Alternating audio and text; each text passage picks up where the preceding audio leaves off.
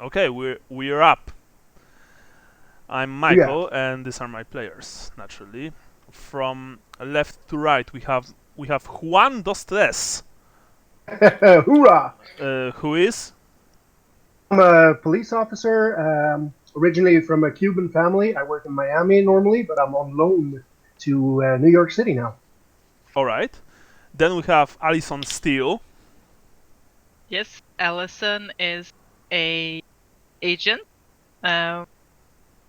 living in Los Angeles, but now working in New York City. yes. And we have Wei Shen. Yes, Wei Shen is a police officer, top from his class, moved from Japan when he was about 8 with his grandmother after losing his family in a tragic accident. Or not accident. Actually, it was crime-related. Okay. Now, So now he lives in the US. I want to ask you if is Wei Japanese? Yeah. Because I'm pretty sure that Wei Shen. I mean Chinese. I mean Chinese. So you're from China, not from Japan. Okay. Yeah. From China. Yeah, sure. Because Wei Shen is more of a Chinese name and surname than Japanese. That's what I wanted to ask you actually when I've read your character's story today. Very well. Yeah, of course. And I'm Michael. I'm playing Yog-Sothoth, except when I'm not. I really don't know what Yog-Sothoth speaks like, but I presume that it's something like this. Very well. Few months have passed since the operation Frozen Wind, during which 2 agents lost their lives, unfortunately. R.I.P. Ronnie Podolski. R.I.P. R.I.P. Robert H. Andersson. Only Allisson Steele survived those dark days. Well, dark hours, actually. She managed to escape the claws of the Wendigo and return to New York City, and my coffee is ready. I'll be back in a second. Thank you very much. Nice drama break there. Hoorah! Very nice. Vem dör idag då? Det är nästan Johannas tur. Troligtvis min tur, va? Ja, det känns så. Damerna först tycker jag, men... Nope. You're such a gentleman. Oh yeah! Vad skönt det var att trycka ner lite mat i. Min man står just nu och bakar kanelbullar och gör varma mackor med smörstekta kantareller. Ja, det är synd om dig. Ja, ganska.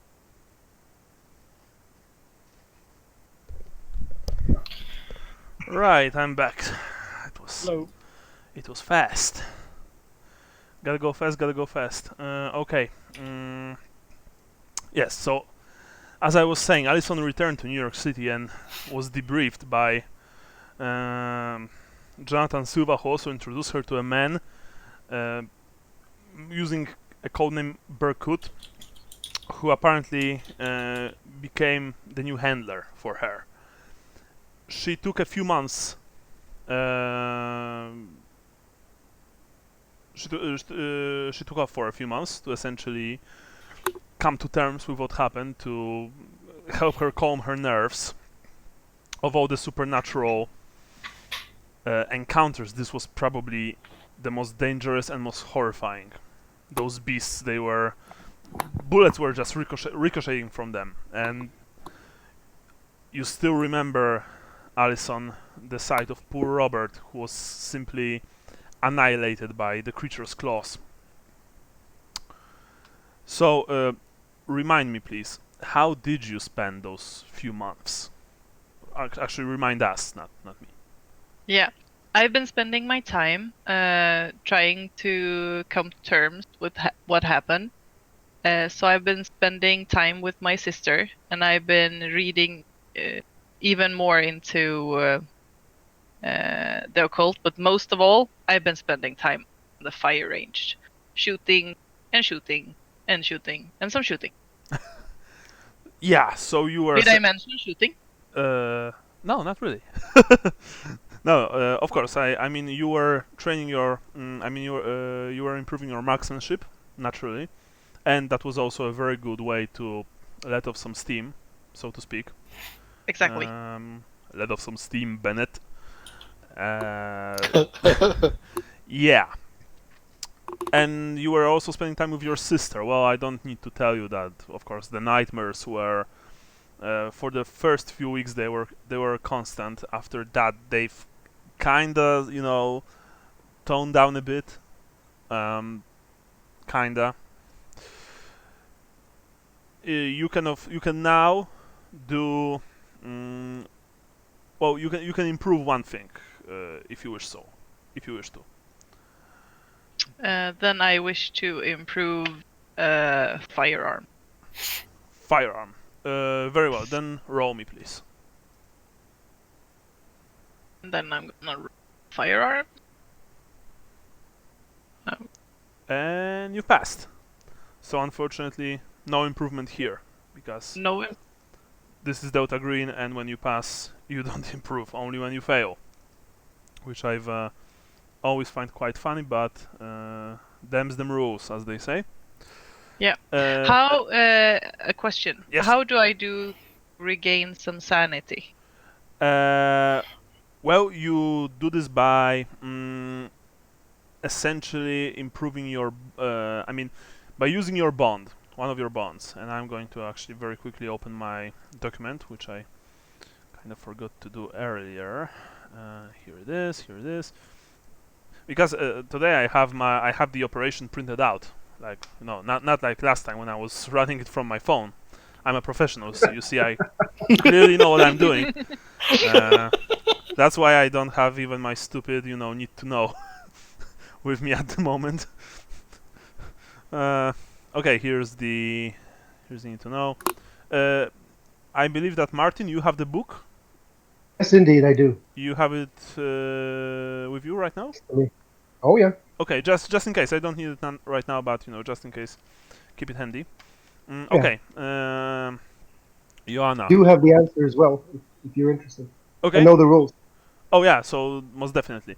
You can regain sanity. First of all, you regain sanity after every operation having destroyed a threat. And Yes. then it depends on what you do between the operations. There are a couple of different maneuvers you can perform. You can essentially go to therapy, if I get it right.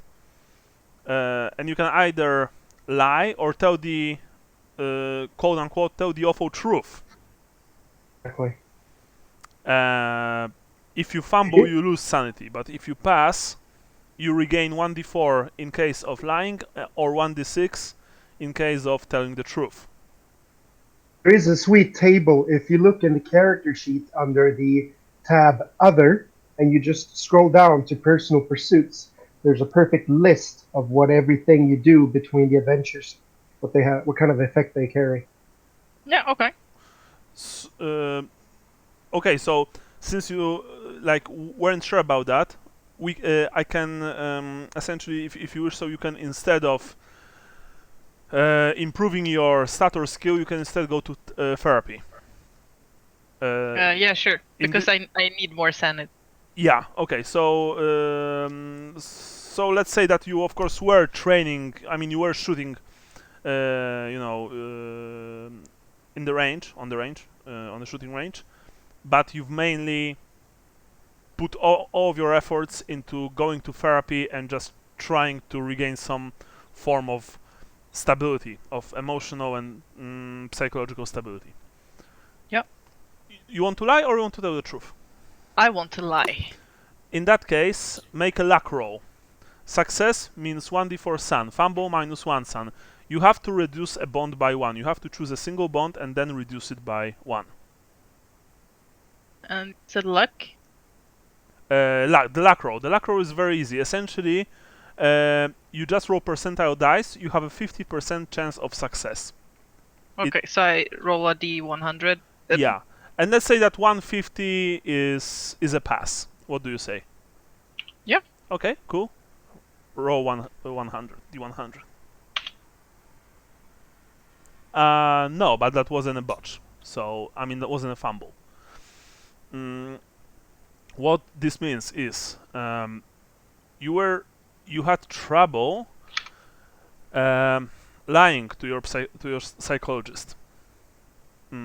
I mean, you were having trouble speaking to Probably your... I was so much like I was so devastated and so much in like I had a hard time realizing what happened to myself. Yeah. So she just noticed that I was lying because I couldn't hold up. Yeah. And you also had, trouble with the psychological sessions because you couldn't or weren't able to tell the truth. So you weren't really helping yourself because of that. Because therapy sessions only work when you are truly open to with your counselor. I mean, to your counselor.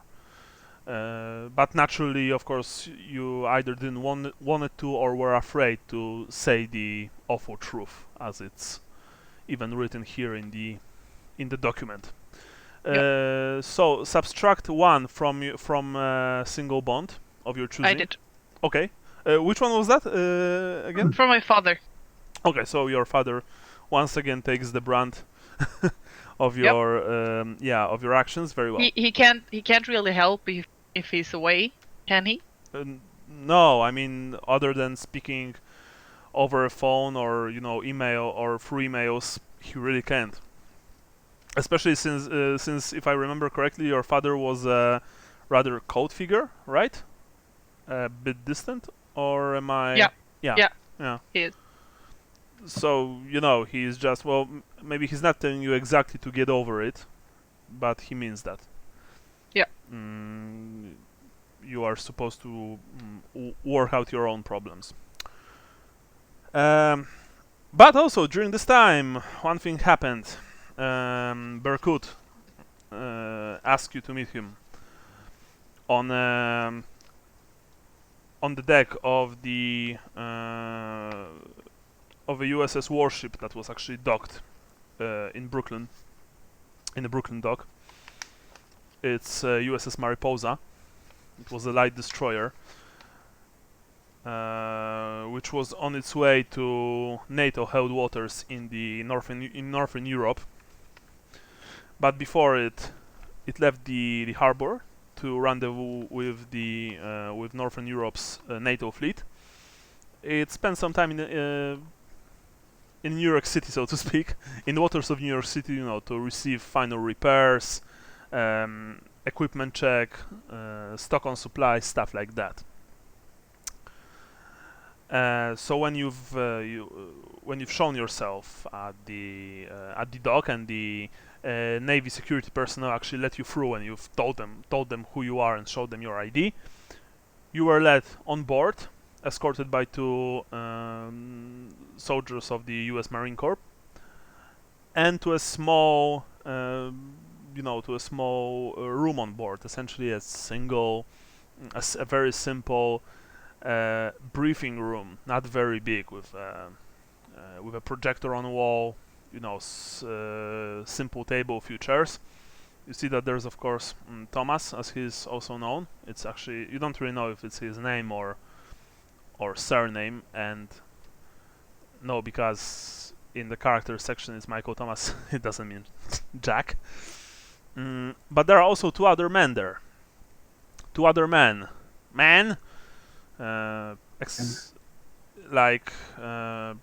Describe yourselves. Man. Starting with Want to you. go first, Tim? Yeah, start, from left to right. Juan, you're up. All right. Well, you don't really know my name yet, as of yet, I guess. I have a Hispanic condition, appearance. I'm about 25 to 30 years old, pretty well kept. My hair is trimmed short. I'm well shaved with a little mustache. Built, actually, I look nimble. I look strong. Maybe kind of a stupid glaze. I look as if a stupid cow is watching something and trying to focus, but not really understanding what it is. I'm not attractive at all. My skin is pretty pockmarked. And I have a really appearance, not a sympathetic person really. I look a bit nasty almost, but myself with almost a military rigor, I would say. Jeans, white t-shirt, and a leather jacket. Okay. How old are you, essentially? I look between 25 and 30. Okay. Okay, so now we have Wei. Oh, way. Yes, my name is Wei Chen, and I am a police lieutenant. I'm a good-looking, kind of thin man in his 30s of Chinese heritage. He has a leather jacket, black pants. Everything is black. Black gloves, black t-shirt, and he has a friendly smile, but also mysteriousness with his aura. If like something is off with him, if he is not what he seems.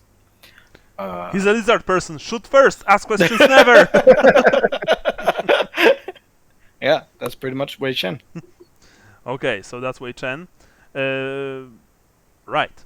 So as you enter the room, you see that Thomas gets up. He's dressed as just as the last time that you saw him. Military trousers. You see, thick leather jacket. He's got this mohawk-like haircut. Under the jacket, you can actually see a shoulder holster with a pistol. Not only that, but essentially the man under this jacket has a whole tactical rig. Honestly, it's just rather well concealed. Miss Steele, hello.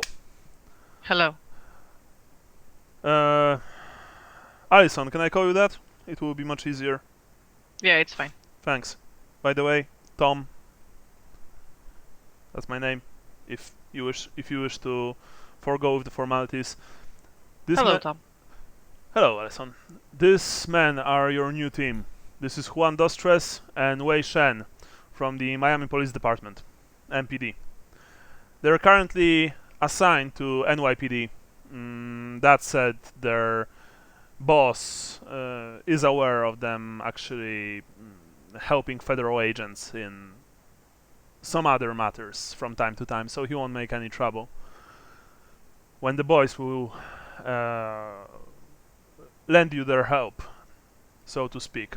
Gentlemen, this is Allisson Steele. She's from the company. She will be your new commanding officer. Anything she says, you have to do. She tells you to jump, you ask her how high. Is it clear? Yes, sir. Sir. Excellent. Now I need to go make a few phone calls and stuff like that. You kids get to know each other. You will be spending, I presume, some time together in a foreseeable future. Allisson, if anything will come up, I'll call you. Have a nice day. And with that, he just walked out of the room. He quickly picked his head inside. Oh, and when you're done, there's a jarhead standing at the end of the corridor. He'll escort you out. At least I hope so. You never know with the fucking Marines. See you later, anyway. And he's off. Wei Chen reporting for duty, ma'am. Hello, Wei. Hello. So how much information do you guys have? Exactly squat. We know Yeah, nothing. nothing. Did I get any information before this meeting? That you are going to have a new team? Yeah, but what we're supposed to do? No, it's probably just a sort of, introductory meeting, because the op itself starts in a month from now. Yeah. Okay. Ah, And I guess that Tom was sitting somewhere, so I basically just sit down and I look at the guys and I ask, so how did you guys end up here?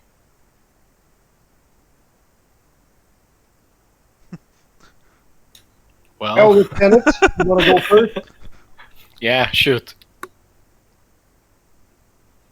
Well, basically, I'm a street cop from Miami.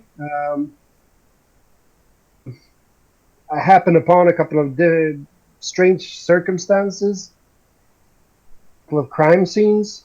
There was actually two of interest. One was a kind of house with a truck and a shitload of dead bodies and guns and drugs and stuff like that. And the other was Okay, a so it was cold. cold in Miami. It was frosty actually. Yeah, seen that. Very very strange. Oh yeah, I've never seen anything like it. And the other one was a kind of a ritualistic killing. Let's say occult overtones, strange markings and mutilated bodies and stuff like that. So I took an interest to that, and I got a chance to be on loan here to the NYC for a couple of months, up to a year. I'm eager to jump on that. I didn't know at the time that, of course, that Mr. Wei Sham would be stationed here as well. Oh, Sham. So Oh, wait, sorry. Did I say Sham? I meant Sham. We used to be partners, by the way. okay, used to be. Interesting. What Mr. Juan Dos Tres is saying, that I am actually his superior officer and he reported the case to me. So I had to look it up, even if he's an asshole. But what you gonna do? Interesting. Yeah. Well, guys, I just want to let you know that you have big shoes to fill, and I guess I'll see you. And then I just rise up and I walk out. Yeah. She just walks away.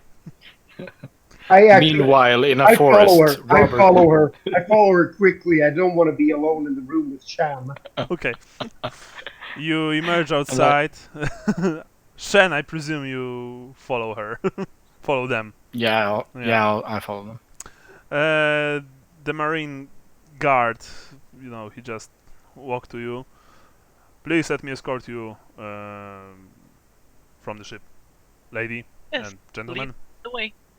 Follow me, please. And that was the first time that you guys met. Now, Allisson, you were later contacted a few times over secure email and your phone by Tom. He essentially told you that you are the new cell leader, and that Jonathan Silva won't be coming back in any foreseeable future. Yep. That he will be handling you essentially. Even though he didn't really sounded very happy about that. It's not that he was an asshole. It's like you think that he's not used to this kind of things. Yeah. He of course also told you very clearly, but in a calm manner. This man is very, very calm, even if he is serious. To make sure that your new subordinates won't do anything stupid. Read, they won't shoot anyone in cold blood. Absolutely. Yes, and that, but of course that, and you know that he also means it. He says that he has an utmost faith in you, and that if you need anything, then you can call him and he will try and help. Yeah. So I don't know if for the next like a month you guys met, like one more time or maybe a few times to, get to know each other better a bit at least, or maybe if you didn't. Allisson, you were still on your leave while you essentially had your job was very boring in the NYPD because it was mainly a desk job. In both of your in the case of both of you. Yeah. So you have a feeling that even though the commissioner knew that he will need to let you do whatever you guys need to do from time to time, he wasn't very happy about having you essentially dropped into his care. So he told you like, well, unfortunately, right now all of the major cases have been taken. So you boys will need to do something, anything. I don't really care. Like therapy. Yeah, like no, here are the files. The files always always need some work, and he essentially dumped, like no joke, a total of 100 case files on your desks, and you need to make sure that you need to check if some of them have been closed already, or if they're active, or if they're if they're no longer like valid, stuff like that. So it's like just a long, arduous desk job for you guys for a whole month, from morning to evening. And yes, you are sitting in a single room. Oh, come on, man. Oh. Yeah. Are you saying that I have to work with this Dorito guy? Yeah, you since your files were known, because you both of you spoke with Tom before Allisson emerged. You're pretty sure that he read your files. You guess that this is some kind of his idea about making you reconcile, or to actually, make sure that you will work at least semi-efficiently together. And if you've actually spoke with your chief about getting the, 2 different rooms, he said, "Oh, sorry, there are no different, like there are no free rooms. We have this renovation thing upstairs. It will last for a year. What a shame. Now, what about the fucking files? Have you finished them? No? Then do so." I'm gonna be a total asshole about this. I'm gonna keep a dirty desk. I'm gonna have like nachos all over the desk. No one so cares, because no one even cleans your room. This station is dirty. It's extremely dirty. There's one person caring, I promise you, and it's the guy opposite me. When he's not looking, I fling some nacho pieces over on his desk as well. Okay. Oh, ride me like a horse and call me Skippy. Yeah. Lieutenant And I Skippy. think Mr. Chen, he is actually really annoyed by this, but he is kind of a neat freak. Everything needs to look clean, because we work more efficiently clean if your workspace is clean. So he's really fed up. Like 5 minutes into it. Yeah, well, so you guys are probably not getting along very well. But you don't really have a choice, unfortunately. You are stationed in Lower Brooklyn. Like I said, this is a small police station.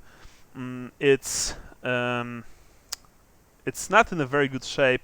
It's decrepit, to be completely honest. And the cops here have this mentality, we don't give a fuck. So the cops here are at least half of them you think are alcoholics, given their appearance and smell. The other half are just waiting to go home, like whatever. Even the boss doesn't care. Yeah. So a month has passed. From hell. What? Yeah, in hell. The month from hell. Oh, by the way, you guys don't have any way to communicate with Tom. Only your commanding officer has. Commanding officer, you were given a call one day. Yeah. Actually, very early, because it's 5 a.m. in all honesty. So you're still in bed and you're groggy as hell when the phone rings, and you immediately know that this is the phone, not your normal phone. You answer it. The first thing you hear is some very strange noise, and only after a second or few, you realize that this is someone calling you from an airplane. because of the engine sounds.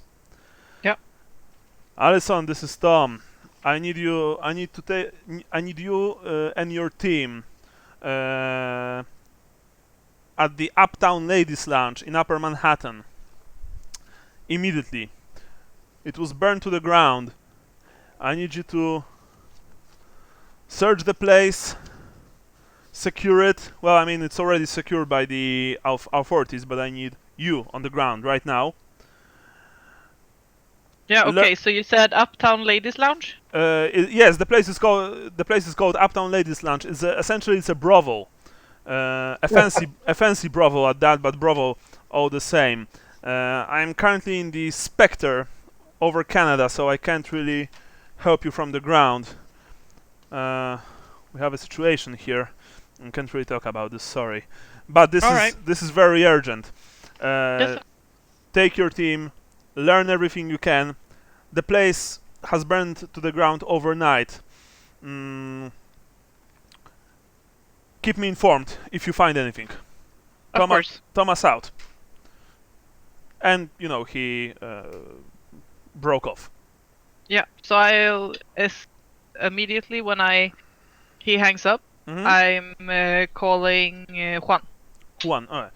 Juan, you sleep in your very small, very bare bones, apartment here in New York City when the phone rings. Yeah. Good morning. Oh, it's morning. All right. Hello, Juan. It's me, Allisson. We need to meet. Meet me at Uptown Ladies Lounge at Upper Manhattan. Uptown Ladies Lounge. Yeah, I'm on my way. Yeah, good. Meet me there as soon as possible. And Which I hang one? up. Oh, okay. Yeah. Well, by the way, it's already early autumn, so at 5 a.m. it's still dark. Well, gloomy to say the least. Allisson, are you calling Way or not? Yes, I am. Oh, okay. Just was checking. Okay, Way, you are also woken by the sound of a phone. Hello? Hello, Way. It's me, Allisson. Oh, hello, ma'am. I need you at Uptown Ladies Lounge at Upper Manhattan as soon as possible. Uptown Ladies Lounge. Okay. I'll be there. Good. And I hang up. All right. Yeah. So you all get dressed, get your weapons, I presume. Allisson, you still have your Beretta. Oh, yes. Yep. Juan, what are you armed with? I take the police car. It's an unmarked cruiser. So in the trunk, standard issue, is a shotgun. In the door is a nightstick, and I carry my service revolver. Revolver, okay. Yeah, 357 Magnum. Ho-ho. Are you feeling lucky, punk? Good call. That's a 44 Magnum, actually. Oh, but yeah, not 357, my bad. But still, Magnum is Magnum. Magnum is Magnum. Yeah. Way, what about you? What are you packing? A Glock 20, 10 millimeters. Mm-hmm. So a bit heavier version of the standard Yeah, pistol. Yeah. Okay. And by the way, as cops, you have access to both of you have like standard body armor, if you wish so. Yes, we have actually taken Kevlar vests and put them on the character sheet already. All right, Allisson, you have one as well. Just so Yeah, you know. I put it on. Okay. Do you have any car, Shen? Yes, I do. Okay. Your standard police car or like a private one? I think I'm using my private one. Okay. I actually haven't decided on the model. Okay, so... But I have a car. Yeah, we can do this later. Allisson, because I always forgot, you have a car as well? Yes, I have, but I haven't used it yet in the game. Okay. But I'm guessing I'm taking it today. So I drive a Volvo first. Volvo. Okay, cool. So it's like an old school Swedish muscle car, I presume, right? Something like that? At least I Yeah. always thought that Volvos are like very sturdy cars. I know almost nothing about cars personally, so It's just a fast tractor. Okay. You guys, you guys travel to the. It's true though. Yeah, it totally is. You guys travel to the Upper Manhattan. It's raining slightly. Allisson, you have a bad flashbacks to Operation Shadespire. Essentially, it also started like that. You were driving through the, cloudy, rainy New York. Just meet some horrible shadow creature in the tenement building. It takes all of you less than an hour to reach the place. It's Upper Manhattan, so it's a much nicer place than your usual go-to in New York. And as you approach the the Uptown Ladies Lounge, you can see that the building is, well, it's almost burned to the ground, in all honesty. At least parts of it. There are still firefighters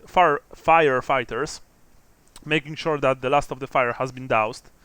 There are police cars, patrol police cars. There's even a single TV van of some, smaller local TV station. Not CNN, nothing big.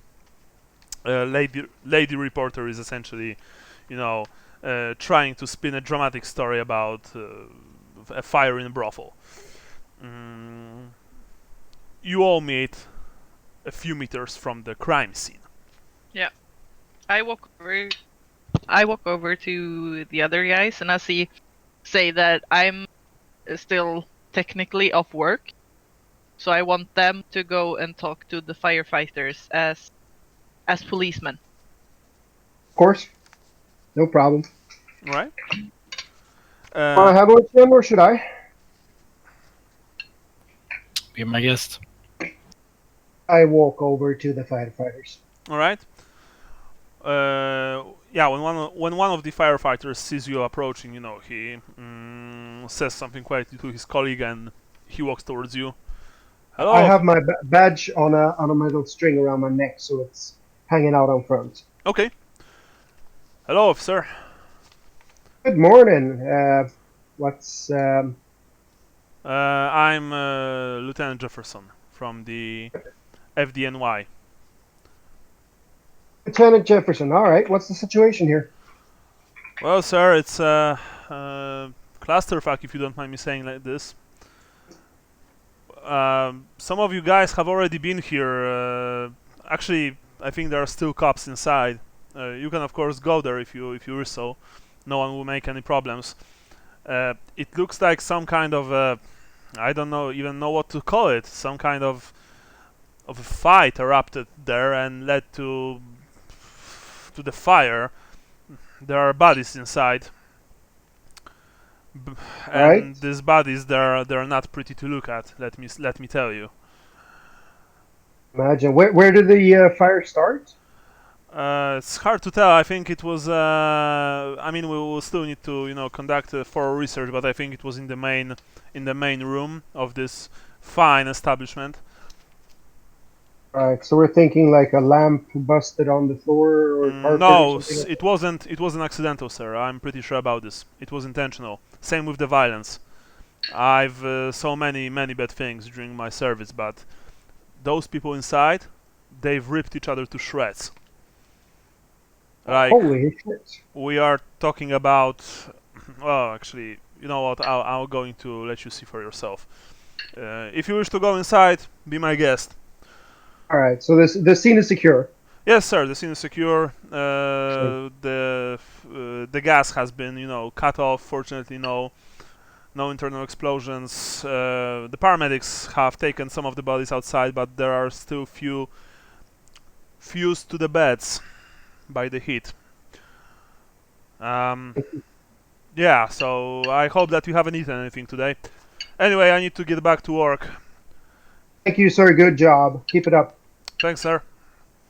And with that, All right. I waved the other fellas over. All right. Allisson, Shen, you see that Juan is waving for you to approach. Yeah, and I I'm walk over. going towards him. All right. All right. It looks pretty bad. There are cops inside, and it looks like a fight started in the main room, and people just went haywire inside. I'm thinking that do we introduce you as a civilian consultant or FBI? Juan and Wei, you know that probably no one will even ask about Allisson if you will walk with her inside. All right. We'll just go with it. Uh, Her being there is a natural part. As long as you have shields outside, you know, either on your belts or on your necks, no one will ask her. I mean, it would have to be some kind of, you know, nosy cop, but you don't see any of the type around. Okay, we go in then, I guess. Yeah, we'll go in. Yeah. Okay. Well, the Uptown Ladies Lounge was actually a very nice building. It was located in one of the older Manhattan buildings, and you can clearly see from the outside that it wasn't your average, you know, fuckhole, so to speak. It was a classy place for classy people with probably lots of money. We are talking about I don't know if you have seen Eyes Wide Shut by Kubrick. There's a scene in a brothel-like place in this movie, and it's like a palace inside.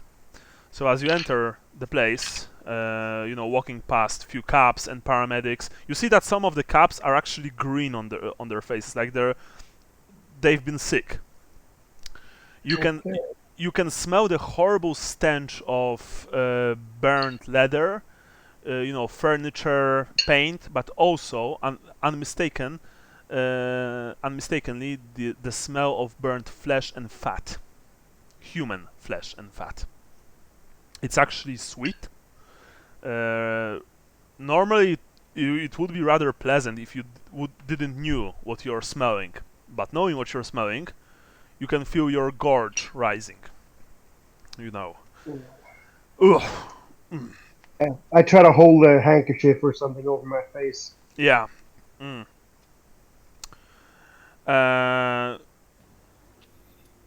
In the main. Yeah. And I had barbecue last night. Oh man. You see that in the main hall, like it was probably where the fire started, because this place is very heavily damaged, including the stairs leading to the upper floors. There are still few bodies covered by, you know, by the sheets, but you can see a charred hand poking from under one of the sheets. The paramedics here are essentially conducting the final, like the final investigation, you know, stuff. Well, their final duties, so to speak. There are, of course, cops here, and you can see that all of the cops and paramedics and firefighters here still have their masks on, their breathing masks. When they see you, you know, two of the firefighters approach you and give you spare masks. Put this on. It's dangerous to breathe these fumes. Put them on quickly. All right, put them on. Yeah. Yeah. They help. They actually help a lot. Are you going to look around here? Are you going upstairs? What's your course of action? I want to talk to the police officer in charge. Okay, Allisson, what about you? Are you going to do something or just wait for the guys? We're staying together. Okay, so you're all together. Okay, so Juan will do the talking. Wei, you don't want to like steal his initiative. Actually, I think I do. Oh, nice. So no, when he walks over, I take a hand and puts on his shoulder, and give him the look, and just move past him. Okay. Juan, you've been given the look. All right, I submit to the look. Kinky. I like that. Whoop whoop. So you Sexual healing. yeah.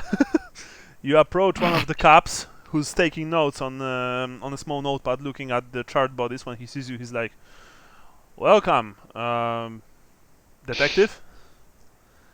I'm Sergeant Kolinsky, 31st Precinct."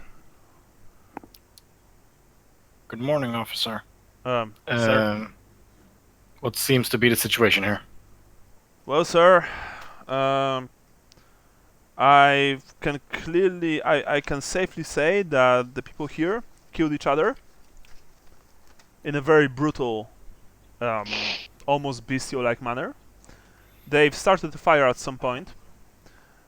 Now, the thing is, and you see that he looks at you.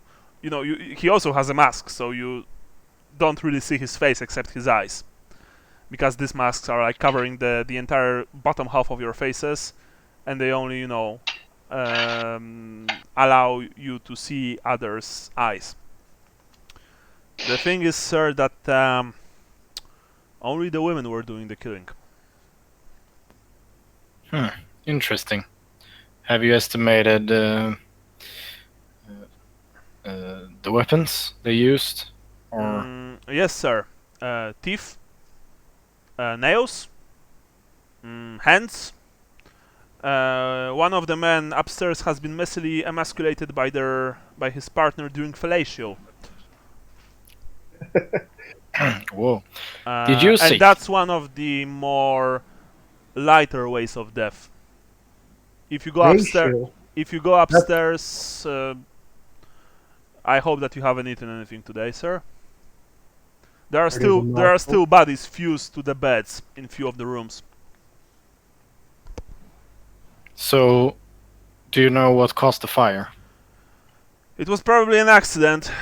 At least fire here was an accident in the main room here. A lamp fell off when one of the girls lounged towards a male security guard. She tore out his larynx with her teeth, and then pushed his eyes inside his skull. Oof. How many women are we talking about, and how many victims? Well, sir, we are still counting the bodies, so to speak. There are at least 12 dead men total here, and there are also 8 dead women. 8 dead women. Yes, sir, 8 dead women. So 8 dead women killed 12 men. Well, some of these men were tied to beds. You know, some of them were in. I don't see why that's funny, sir, but very well.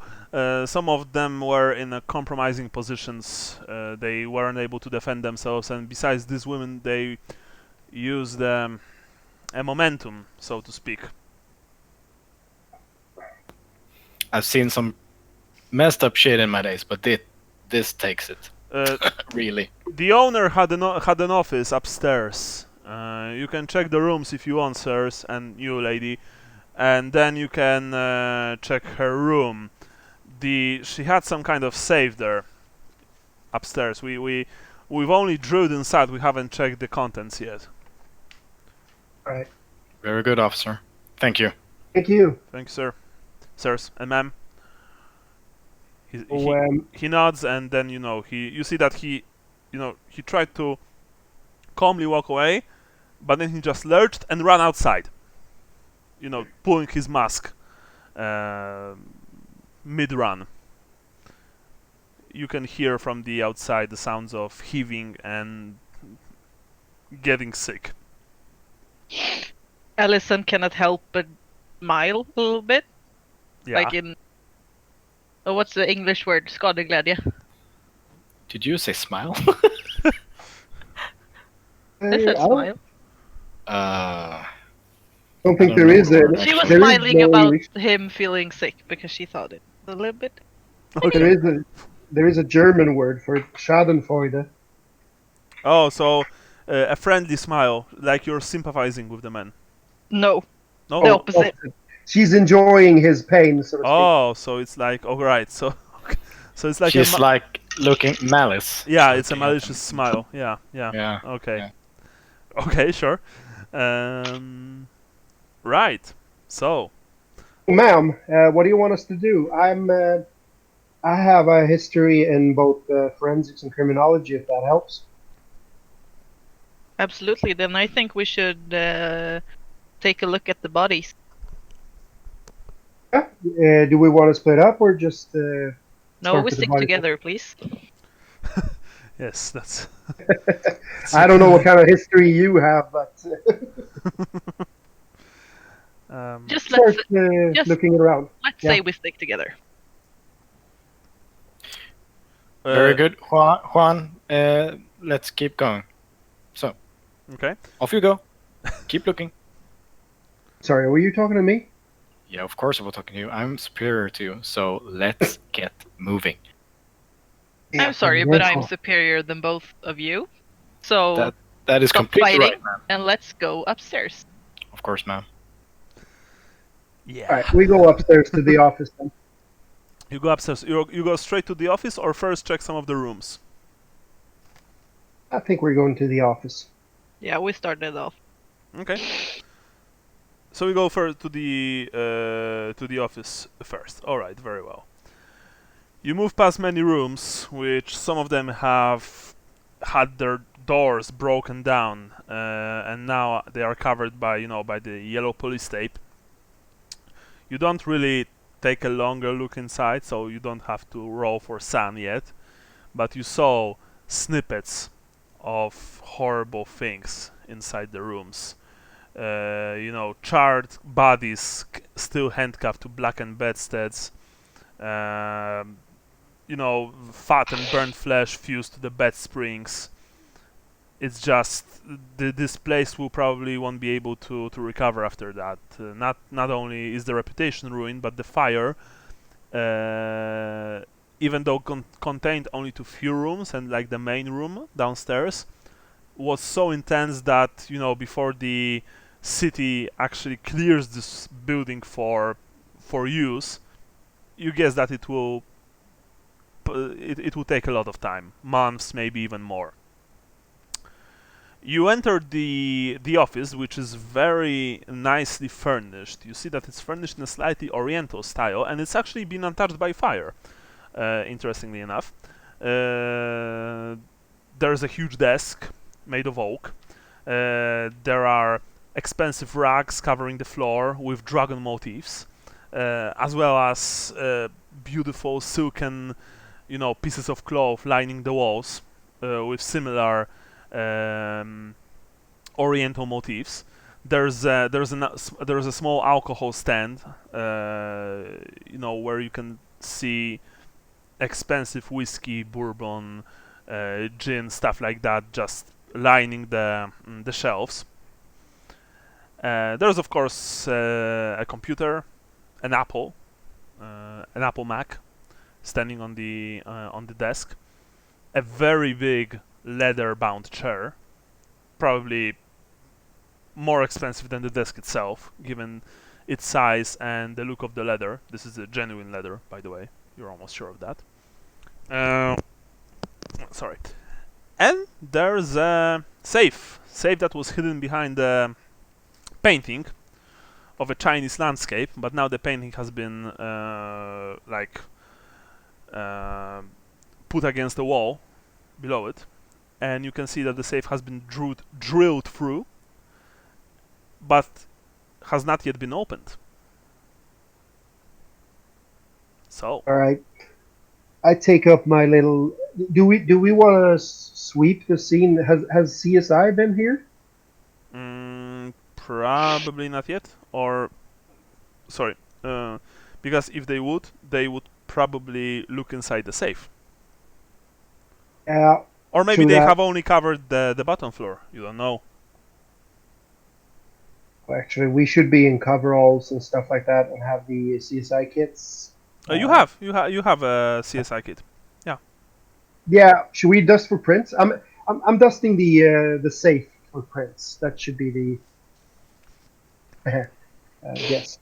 And I ask, which one of you had done some forensics? That'd be me. That'll be Fun. all right. And there's no one dead in this room. No, Like, this room is clean. no, there's no one here at all. Yeah. Okay. Yeah. Well, then let's take some dusting and see for fingerprints, and let's look at the safe. Okay, who checks the safe?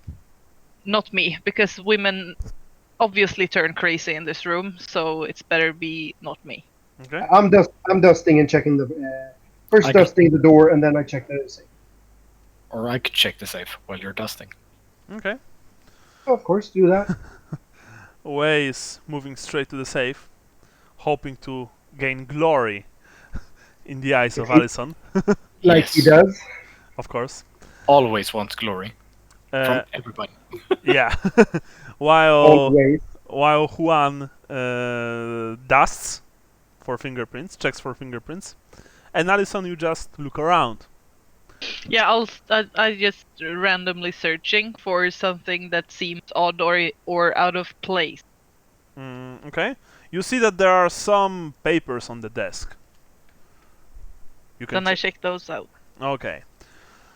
So you check the papers, and apparently the Uptown Ladies Lounge was proprietary of the Tiger Transit Company, and the madame of the lounge was one Miss Lucy Wong,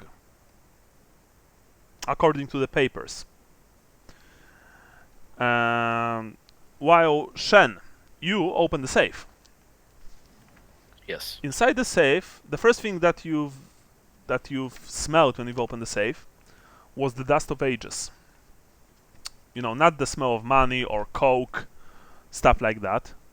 You smelled something ancient. And in the light of the room, you see that inside the safe there are 8 discs.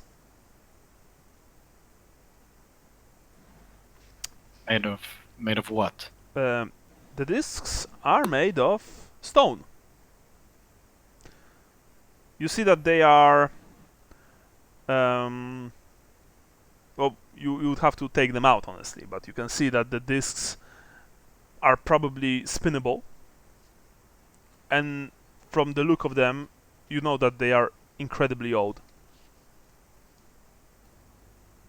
So you could spin the disc. Are they like dreidels? Or Like a disc within a disc. Is that what you're asking? Yes?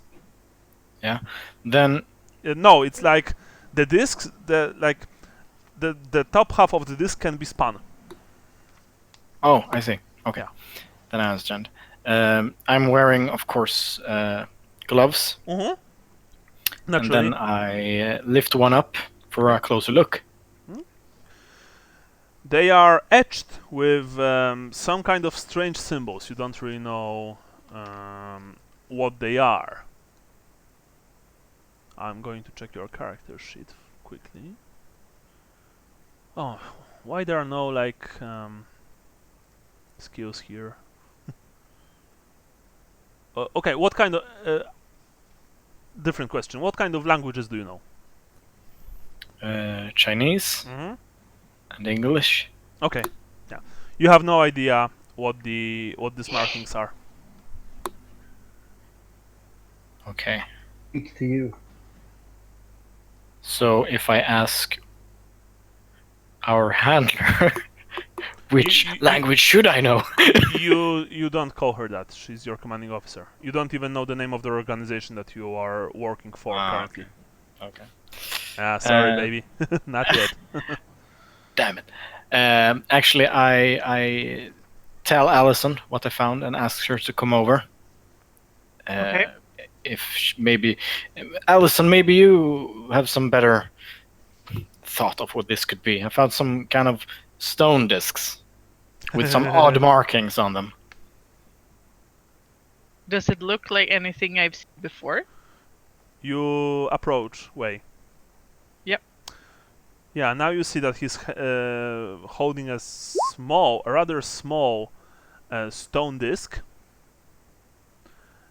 that is spinnable. The top half of the disc is spinnable. It's covered in some strange symbols. When you take a closer look, you recognize the letters. You saw them once before. Okay. It's Hebrew. You don't know it, of course, but you remember the text from the tenement building in Operation Shadespire. Yeah. Juan, no. Sorry, man. I did actually try that one because they recommended it in a pod to have an open language. I have Latin, so it was worth a shot. Okay, you know what the hell? You can have it. Why not? I mean, I don't know why a cop from Cuba wouldn't know this language, but Juan knows Hebrew. I did actually learn both Latin and Hebrew after the occult killings down in Miami wow. So because of the strange symbols that I discovered. okay. Well, you learn, you know it barely. You know, like remember that the operation in Miami was a few months ago. If I do a little twist here of the values. I'm lowering. you wouldn't be Latin. able to learn ancient Hebrew and Latin, which is also a dead language, in such a short time, above any other level than basic. I know as someone who actually learned Latin long ago. I'm thinking the case could be longer ago, so to speak, than the one. It could be years ago, but yeah, I trained up a bit of Latin. So the case was before the warehouse, right? Yeah. Okay, so in that case, of course. Sorry, because I understood from what I understood that the case was after the warehouse. Of course, in that case. We didn't actually place them in time many times, just both incidents. Okay, sure. So yeah, so in that case, you know, Hebrew and Latin. Right. Okay, so Allisson, you take a look at the discs. You see that? Yeah, it's a similar, it's a known language. Well, you don't really know it, but last time when you saw these letters, yeah, It all went to hell. yeah, if you can call encountering shadow people anything other. I see. Yeah. Well, I recognize symbols, and I believe last time we said it was something like Hebrew. I'm not sure. I cannot read it though. Have you seen anything like this one? Who are you asking about this? The stone disc. I wanted to show them to Juan. Oh, yeah, Juan. Allisson shows you the disc. Well, yeah, I haven't seen a disc like that ever before, but I do recognize some of the symbols there. I think I can make out at least something. I mean, I know. You can actually read it. I can read it. All right. It's very old, but it's clear that these discs have been taken care, they were taken care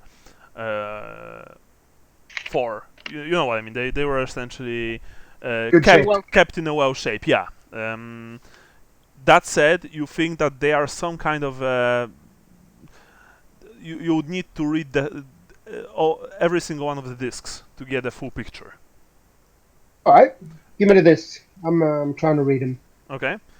And even though the discs are old, they're made from stone, they don't feel crumbly. They don't feel like they're going to fall apart if you just sneeze at them. Okay, yeah. They'll feel pretty solid.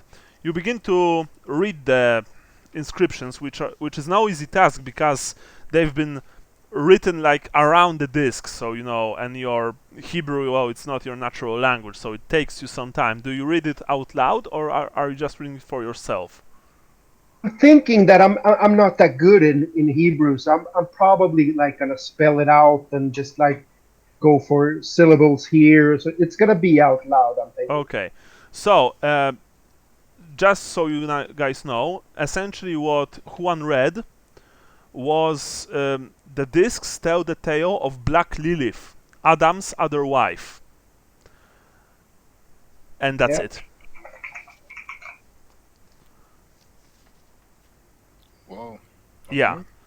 Like, of course, a lot of it is written in this long, dramatic, overdrawn text, but the core is that these discs tell the tale of a entity, of a legendary figure of probably biblical Adam's other wife. His, not Eve, someone else. And this woman, this thing, is called Black Lilith in Hebrew.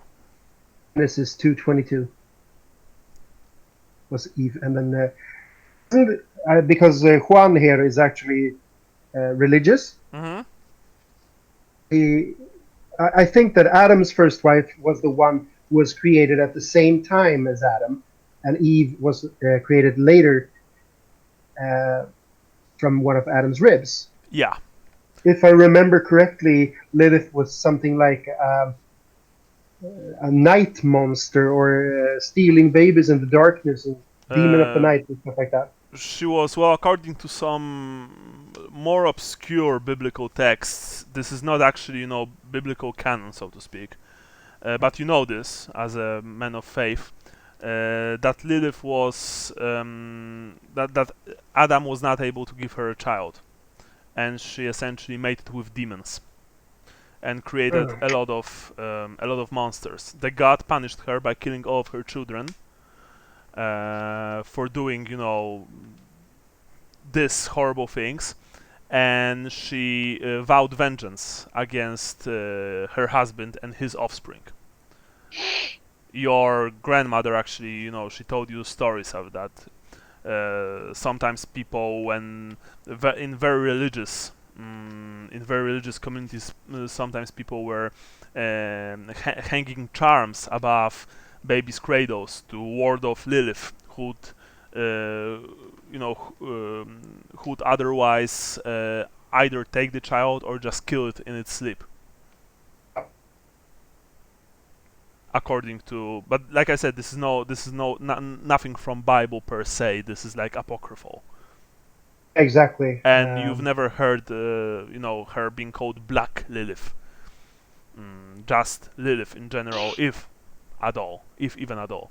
And of course, after the fiasco with Lilith, God created Eve from one of Adam's ribs, and she was, his perfect, well, as the Bible tells us, not so perfect wife, but she was still better than the last one. Try again. I actually cross myself from the mention of these things. Yeah. So that's what you guys learned about. Well, that's what Juan told you. All right. Creepy. That doesn't say me anything. Does it say anything to you guys? No. I mean, Lilith. My impression is that she would be stealing babies and stuff. This place just got whacked. I mean, I think we should be looking at the Tiger Transit Company.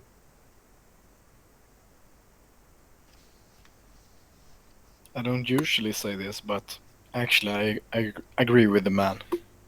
You usually don't have any sense, but now you do.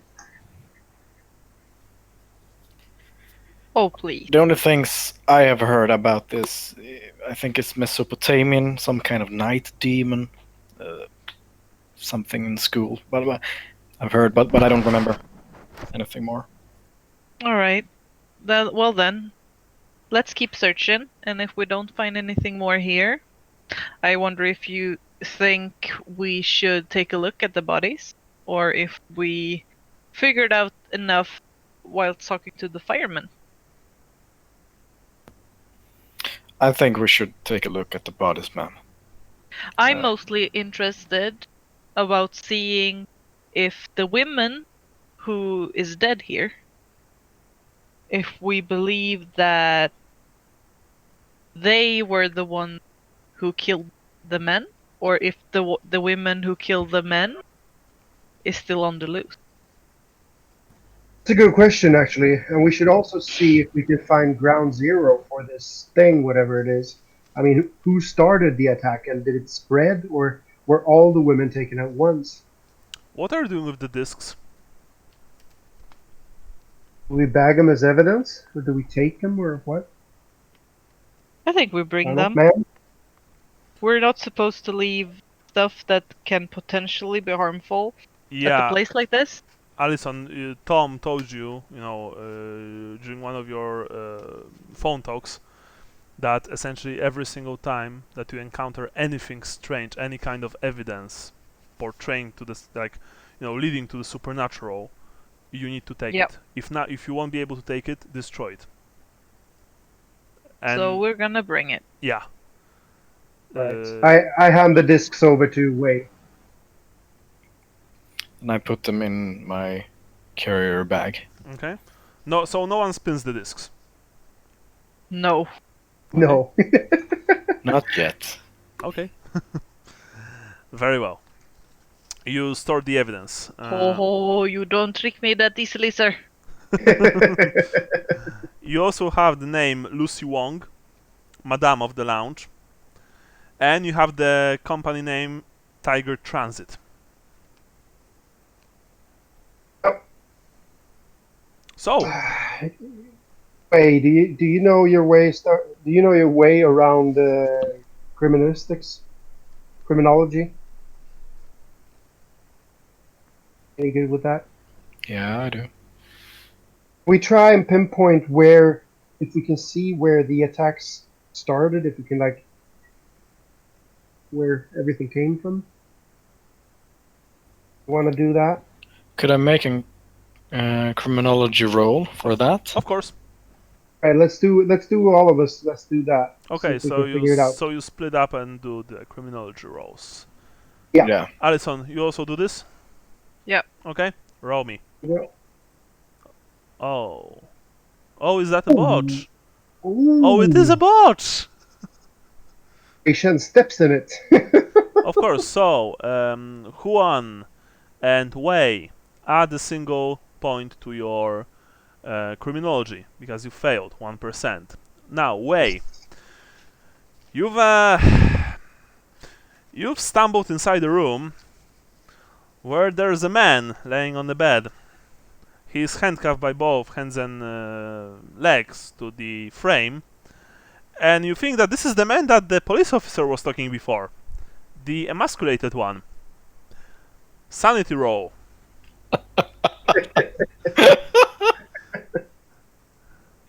Oh, sanity, where is... Yeah.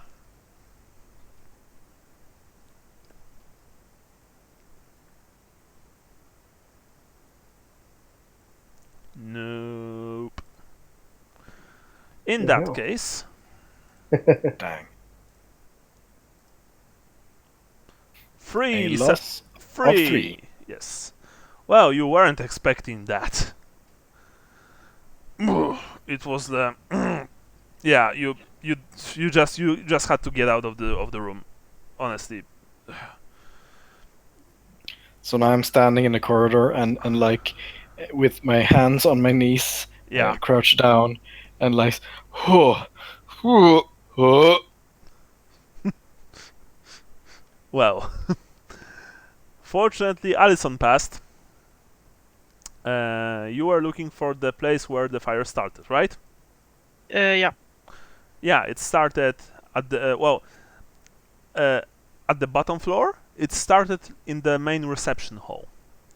An old school oil lamp has been shattered during a struggle. You are pretty sure about that. During a struggle between probably some of the women and few of the security of this place. While on the top floor, and this is much more distressing, practically every single one of fires on the top floor, it was started intentionally.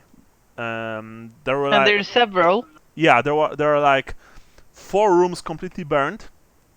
All had men inside in a position which basically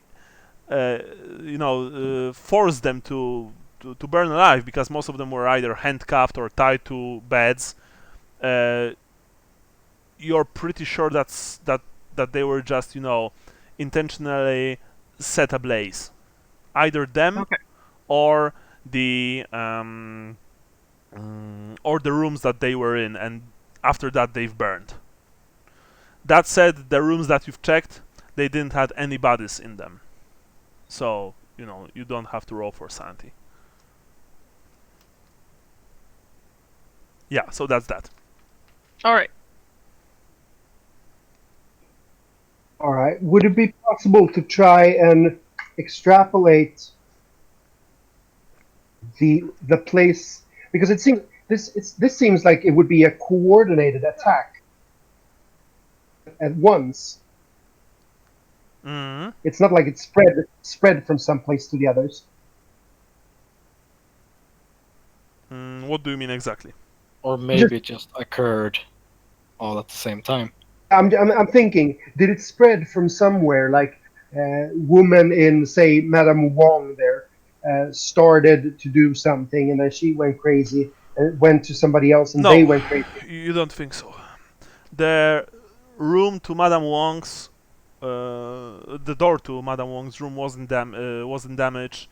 There were no signs of struggle inside. There was no blood, nothing like that.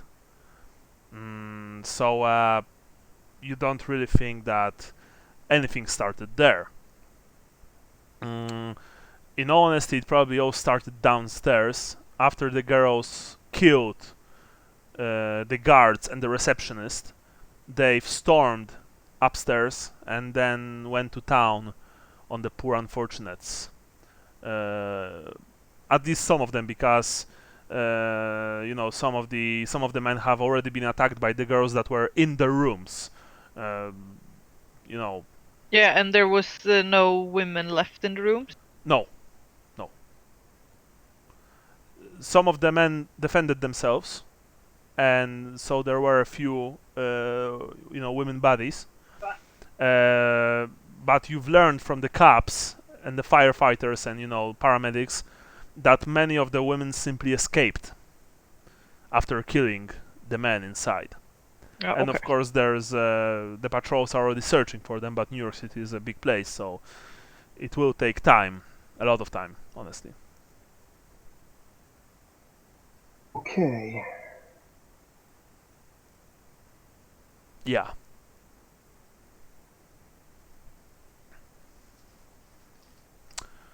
I'm thinking two things here, ma'am, if I may.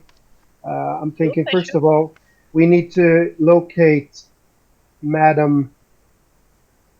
That seems right instead of Wong. Sorry. No, but Madam Wong is nowhere to be seen, so she would probably be the first one we need to interview. Second of all, it's my trainer. Yeah, the discs. We need to I don't know, take them to a museum or something in order to. We're not taking them to any museum. We take contact with Tom, if anything. Thinking that Tom is probably not an expert in Hebrew mythology. Yeah, but if we leave Somebody in them a to museum him, could be. it's him that dies, not a half a town of people. From people who cannot handle. Well, okay, your call. I'm just thinking that we should follow the threads. But okay, so Miss Wong, I'm just gonna pop downstairs and ask the cops where Miss Wong is. Yeah, do that. All right, I do that. All right. You go downstairs. The cops essentially. One of the cops just walks you to a police car. He accesses the computer because we are living in times where where the coppers have computers in their cars.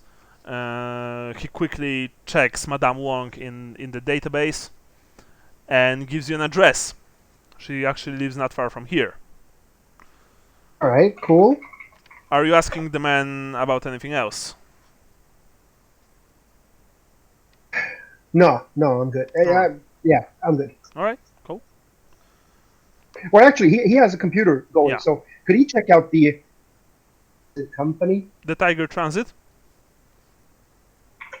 You mean The Tiger Transit Company, yeah. Yeah. He checks. This is a international shipping company, essentially. He gives you an email and a phone number to their representative if you want to make Thanks. contact. Thank you so much. No worries, sir, says the young cop. All right, I go back to the lady in charge. All right, lady in charge. You see that Juan returns with some intel, so to speak. Yeah. Did they have Yeah. anything useful to say? Yeah, we have the address for Madame Wong, and we have the number for the Tiger Transit Company. All right. Well then. Yeah, what's the clock like now? The clock right now is like 8 a.m. 8. Okay. You're not really hungry, but you could use some coffee, honestly. Yeah. Yeah, after what you saw, you won't be eating for a few more hours. No chance. Especially you, Wei. Sorry, man. Wei's not even here. The lizard people have took him. Again. Oh, what? Sorry. Oh. Oh, no, now they've given him back. Good. Oh, nothing. No. I was just saying, Wei, that you're not going to eat anything for quite some time yet, so... Nope. Yeah. I'm actually coming down the stairs and wipes my mouth with a napkin. I would probably be puking in Yeah. some corner. Yes, you can see that Wei is kind of green on his face. Not really looking too well, old Wei. But I'm trying to keep it together so that Mr. Juan doesn't give me a hard time. Yeah.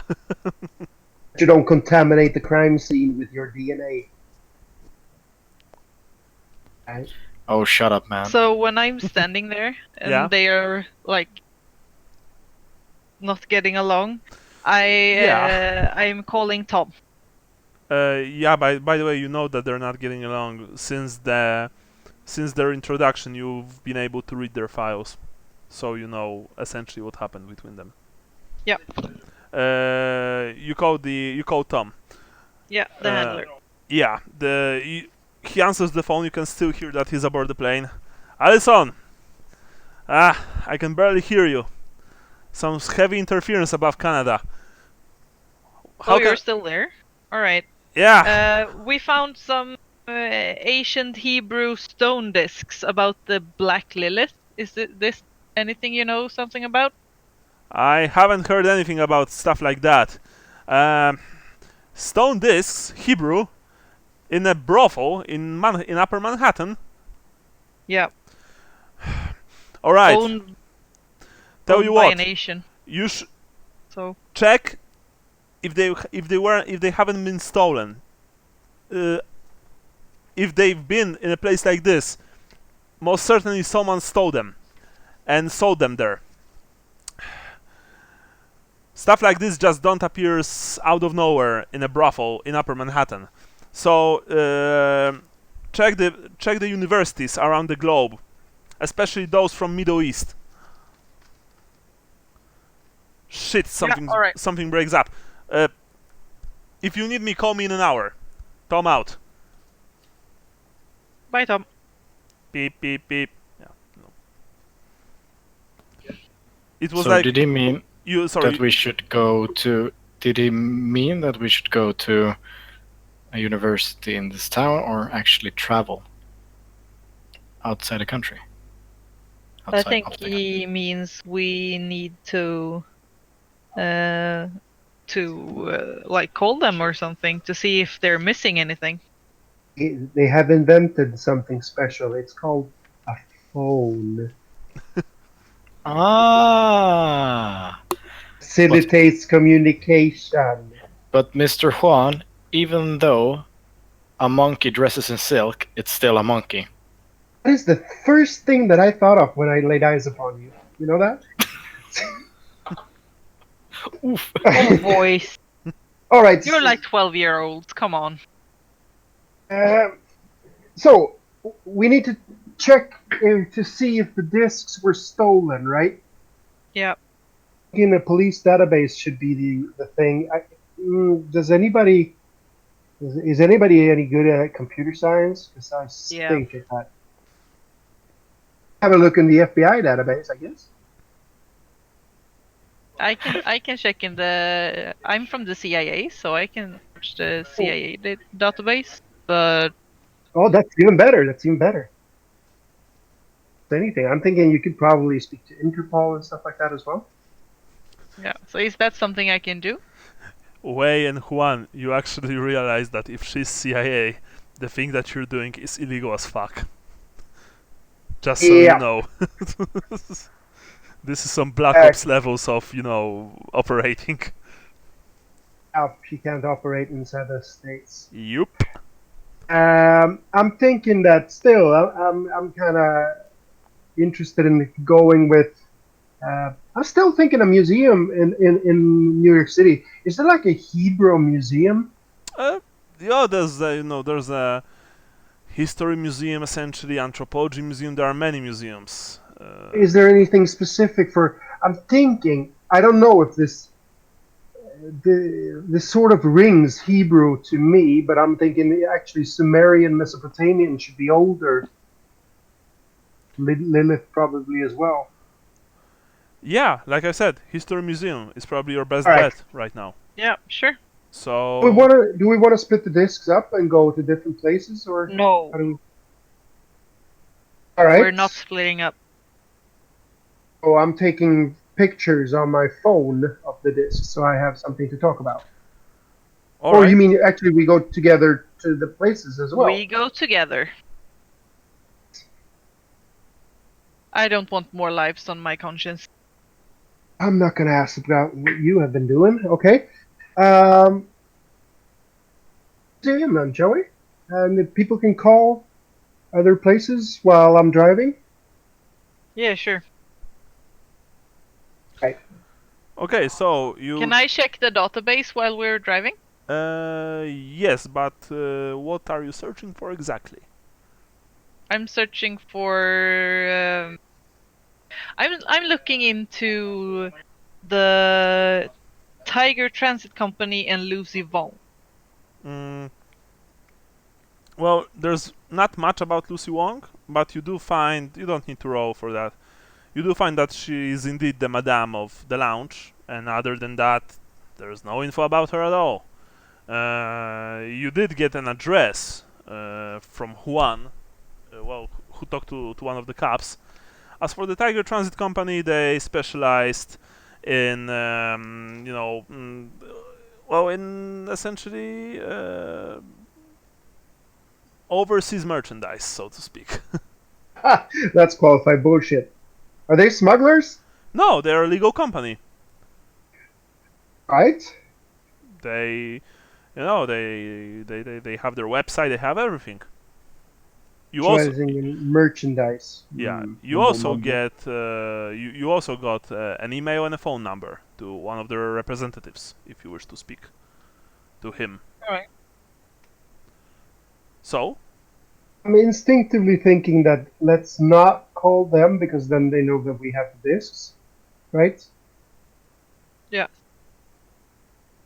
This was an establishment that was owned by Tiger Transit. yes, it actually was. It was either Madame Wong's discs or their discs. We don't actually really know. That's correct. You can visit Lucy Wong if you wish. Like I said, she is not living far from her workplace. We go to Wong first. Sounds like an idea. Sure. I take a Wong turn. The cruise missile obliterates your car and everyone in a 500-meter radius. But the joke survived. No, it really didn't. Anyway, you drive to. You're still in Upper Manhattan. You drive to Miss Wong's apartment building, where she lives. It's a fancy apartment. So, it even has, this funny-looking butler standing right outside the door, in a long red coat.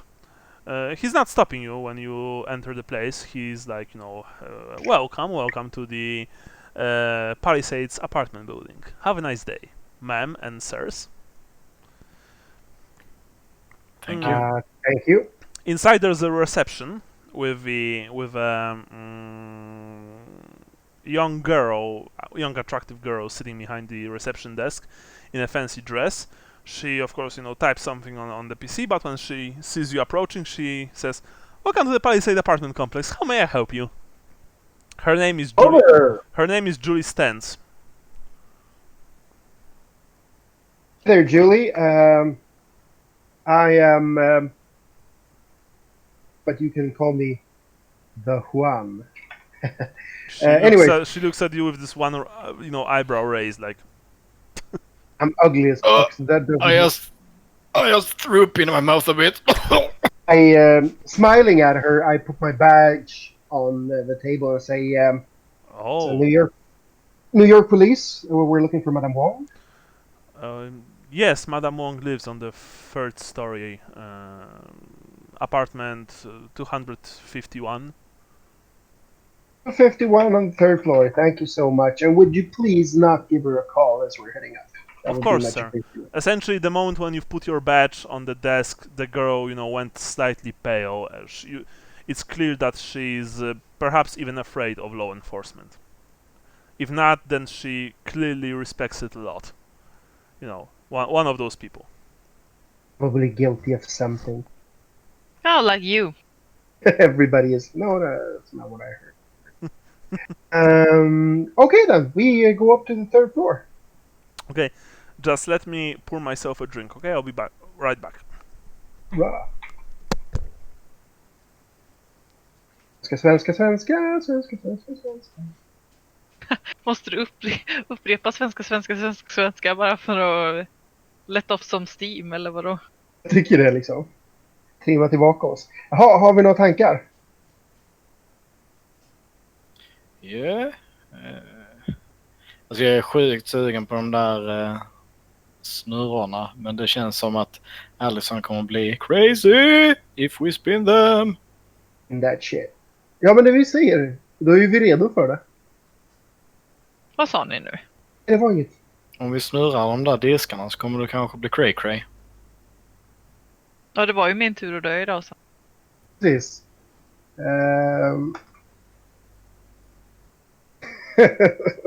Ja.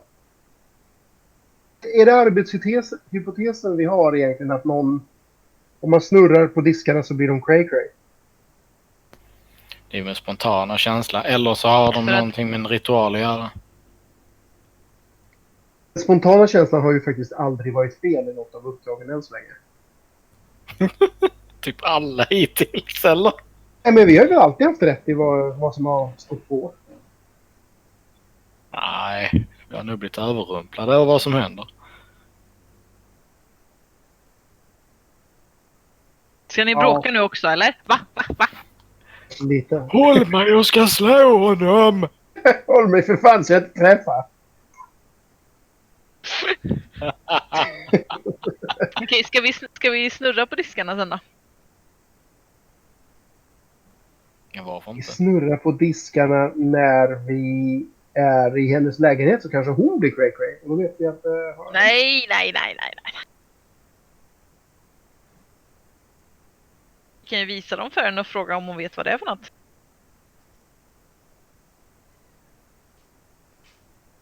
Ja. Jo, men det måste vi ju göra. Hota med att snurra på dem kanske? Ja, hon kanske vet vad de är. Eller förmodligen vet hon ju det. Ingen dum idé. Alltså, Faktiskt, jag vet det är jag är det ju allt. jag vet jag är ledare för den här gruppen. Smug much? Precis. Asshole much? Yes. Allisson Smug Steele.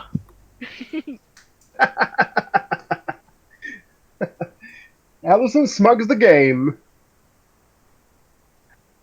Ja. Då så. Det är faktiskt en riktigt... Sen tänker jag att vi får väl jaga alla olika universitet och sånt där sen.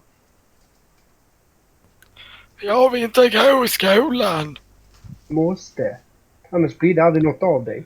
Vi borde ju kunna kolla något register över anmälda saknade saker. Om folk har Men anmält sån här grejer, saknat.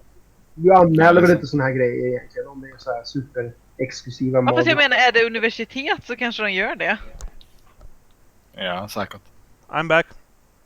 Hello. Hello. It's your fault. They're calling Allisson smug. Of course she is. She's awesome. Well, We have actually had an epiphany, so we have a strategy now. okay. So, No, but you don't know what. Gonna trick you! my sleeping master gave me mind-controlling power, so I know your every move. Cthulhu-Fatagan. That which is dead can... I'm sleeping. Yeah, which sleeps or whatever, you know what I mean. I'm talking about. Yeah. Refatagen. Yes. So anyway, you hop into the elevator, right to the third floor. Ding. Go outside, and there's a row of apartments on both sides. You find number 257 rather quickly, or 253. I don't remember which one. 51. Whatever. Yes. 51. To me, 251. Oh. Oh my god. This is so bad. Come on. Oh The man. strafing run from an Apache destroys the entire story. You all die. Thank you for Damn the it! game. It's a dangerous thing, New York. Shit happens to me all the time. Next spawn will result in an ion strike from a satellite ion cannon. I'm not even kidding. I've never seen that. Yes. So anyway, you find the apartment number 200. What was the number? I mean seriously this time without. 251. Okay, 251. Okay, you find the number 251. You see that there's a small plaque hanging on the knob, the doorknob, saying "Do not disturb." Airstrike. Boom. Yes. Well, I'm no longer here. Sorry. Yes. You see, in a hotel, when sometimes you want privacy, so you hang this sign saying, "Please do not disturb." You see that? Yeah. Yeah. Okay, now that we go home. No, we don't. We were so close. I knock on her door. You knock on the door. Yes. Okay. Sorry. Didn't hear that. Sure. Knock. Knock. Knock. Yeah. Who's there? Hello, my name is Allisson. And mine not. Go away. I need to talk to you about what happened in your lounge. You hear someone after a few seconds, someone disengaging the locks, and the door, opens slightly, but there's still a chain holding them. You see a Chinese woman, Asian woman of middle age. She normally is probably rather attractive.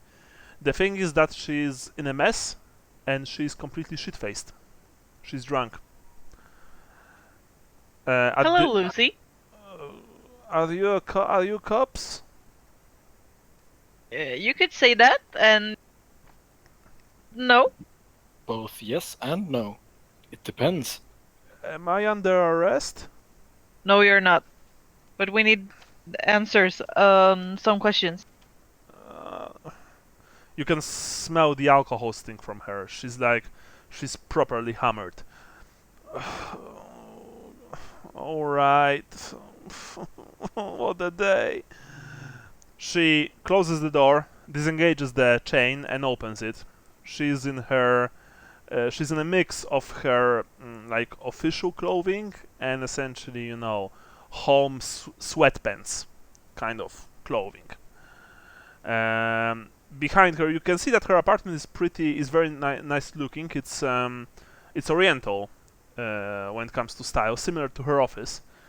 That said, there's an almost empty bottle of blue Jack Daniels standing on the table in the living room, and you can see even from here a glass of whiskey which is practically empty.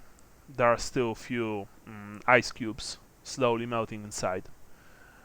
Like my coffee. Yeah. She, takes a few steps back. So I'm not under arrest. No, you're not. But we need answers on some questions to figure out what actually happened. Were you there when it happened? I'm gonna start with doing a little cop sweep of the apartment, just checking into all the rooms and making sure that she's alone in here. Yeah, she is. She's not stopping you. No, when this happened, I was here home after the disc began to Yeah. float, I've returned here as quickly as possible. The disc started to float? How many discs were it from the beginning? Look, I can't tell you that they will. This man, they will do horrible things to me. I don't want to die. Which man? Oh. Okay, you need to roll. Persuade? Martin, what Allisson should roll for in this case? In order to stabilize her. Or Yeah, human intelligence? yeah, I think human. Human will be to tell why she's so distressed. Calm her down. Even Yeah, psychotherapy to calm her down. Well, I don't have psychotherapy. Persuade should be the closest if you wanna affect her, and human if you wanna read her. So you can roll one after another if you wish so, Allisson. Yeah, then I start with the... With human, I presume. With human, yeah. Okay, roll human. Alright, she is clearly stumbled upon something that's way over her head, and she's terrified for her life. She's trying to ease her mind with alcohol, and it works to a certain degree. Remember that it's like 8:15 a.m. and she's already like a major alcoholic, after a night of binge drinking. So that means something. And this woman is classy. Normally she's classy. You can see her books, you can see her jewelry. She has very fine taste. She's obviously educated. And she's not your, typical Bordeaux mama, so to speak. She's a woman of class, and she's a businesswoman, as funny as that may sound. So, for her to be in a state like this, something really bad had to happen to her. Yeah, okay. So you Well, can now then- roll for persuasion if you wish so. Yeah. You can. I You, will. you have a bonus because you've passed your human roll. So do I... Yeah, I roll as usual and then we'll see. Yeah, exactly that. Good for you that you have a bonus. Very much so. Yes. You've started talking to her smoothly. At first she was very defensive and even started to be aggressive slightly in this, like a drunk person is aggressive. But you've soothed her, calmed her enough. Yeah. Look, these discs, they were the Tiger Transit became interested in them, right? And I was, this woman, this ex-CIA, I think her name is Marley Simmons.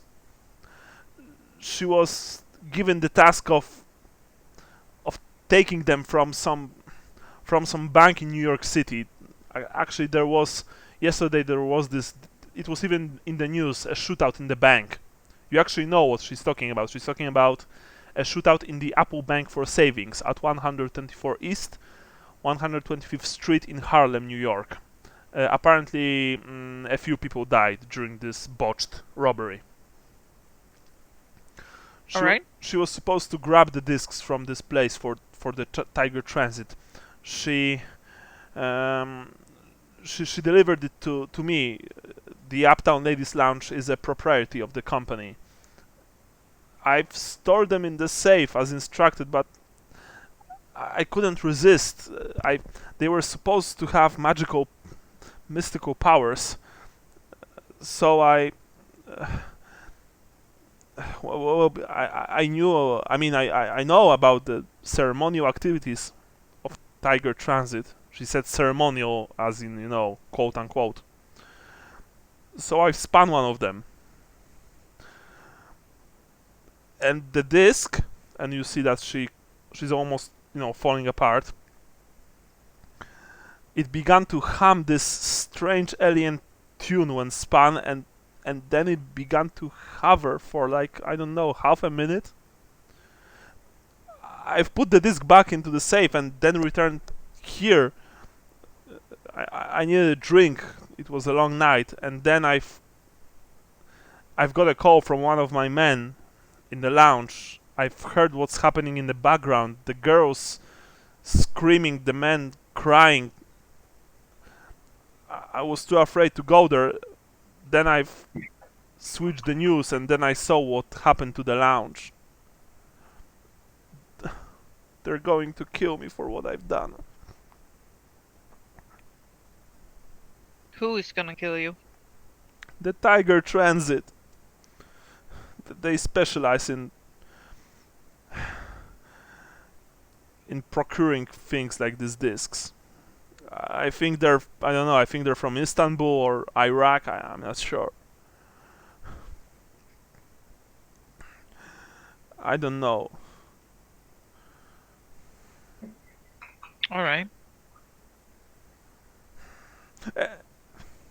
Will you protect me? If you want, I won't last the night. Especially now that I presume that the discs are no longer in my safe. No, they're not. Look, I've given you the name, Marley Simmons. She's ex-CIA. She's supposed to be very good at this sort of things. I mean, the acquirement of things like that. Is Do that I not know- enough? Do I know Marley Simmons? You can roll for that. What do I roll? That's actually a good question. Juan? This is out of.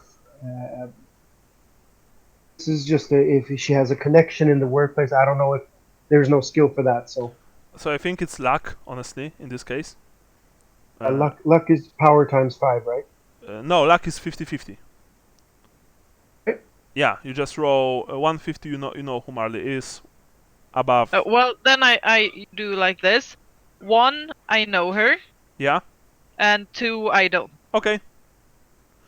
Yes, you've heard about Marley Simmons.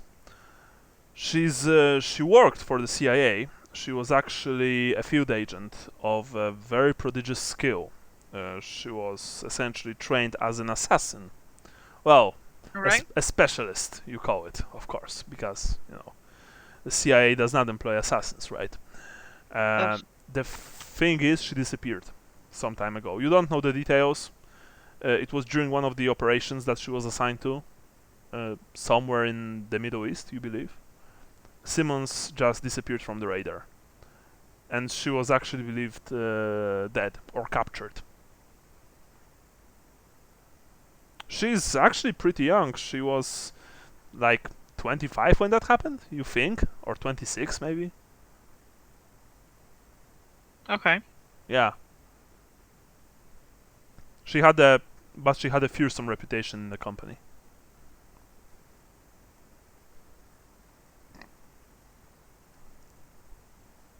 I move over to Allisson and I just try to whisper a little bit to her. So I'm thinking that we need to protect Madame Wong. We could perhaps put one of us in case this Tiger Transit. They go here, you mean? What do you propose? Someone will sit here while the other two. So just I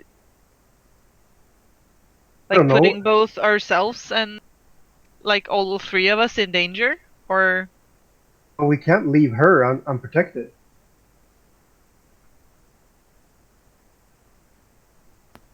Of course we can. We could call the cops, the other cops, and have an officer stationed outside her house. So we could put her in police custody. yeah, we that's could- better than that. That's probably better. Cool.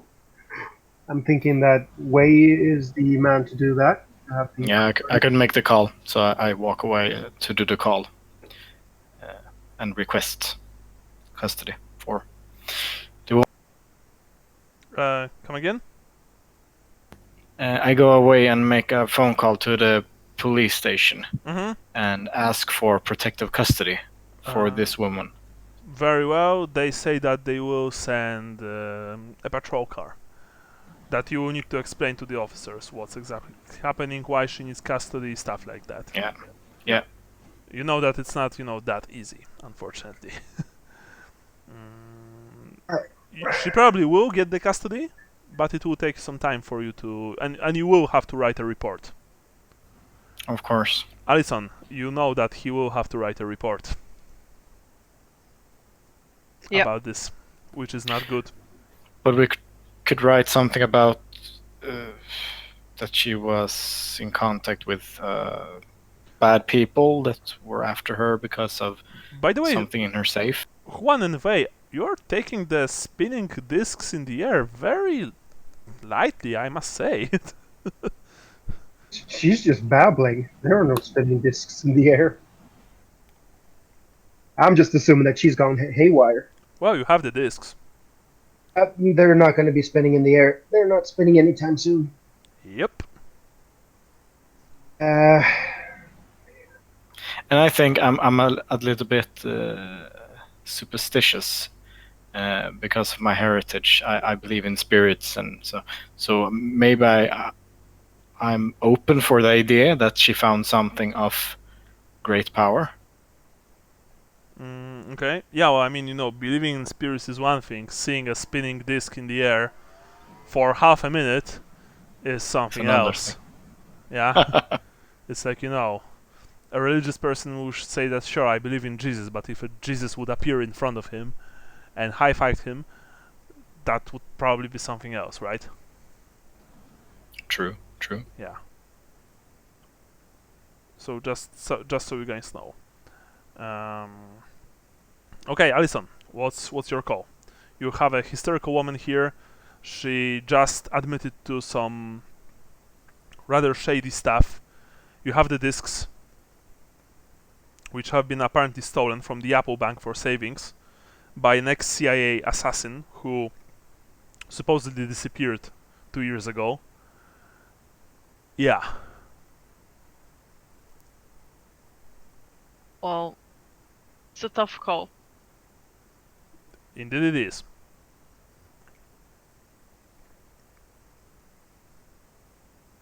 The woman just sits, hugging her knees. She's rocking back and forth. yeah, I go over and sit down by her and put my arm around her and just try to comfort her a bit. Alright? The innocent. Yeah. What now? That's the question. Ma'am, what do you think we should do now? I'm not sure. It's gonna be hard explaining this to the cops without getting ourselves in trouble. Because you understand that we need to write a report to give her protective custody, right? Yeah, but I think we could write in the report that this company is they're actually bad people there, and she was involved with them, and she gave us some info, and now she needs protection. It could be as vague as that. Do you think they're gonna fall for that? Yeah, because it's the first report, and maybe because if I tell them it's my gut feeling that she needs protection, they will go along, I hope.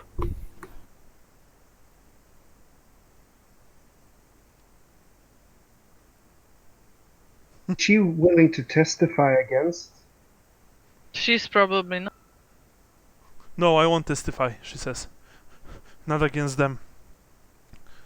It's a death sentence. No chance. They will just send someone like Simmons after me.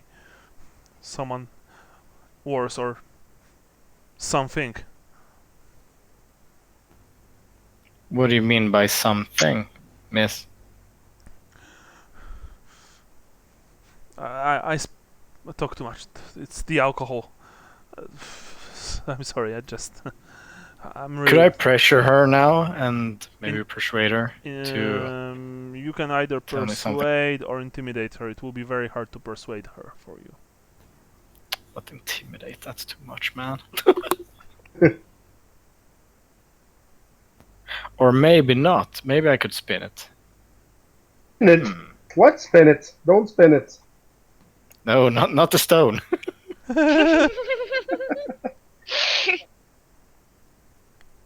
Someone mentioned spin, and everyone's like, no!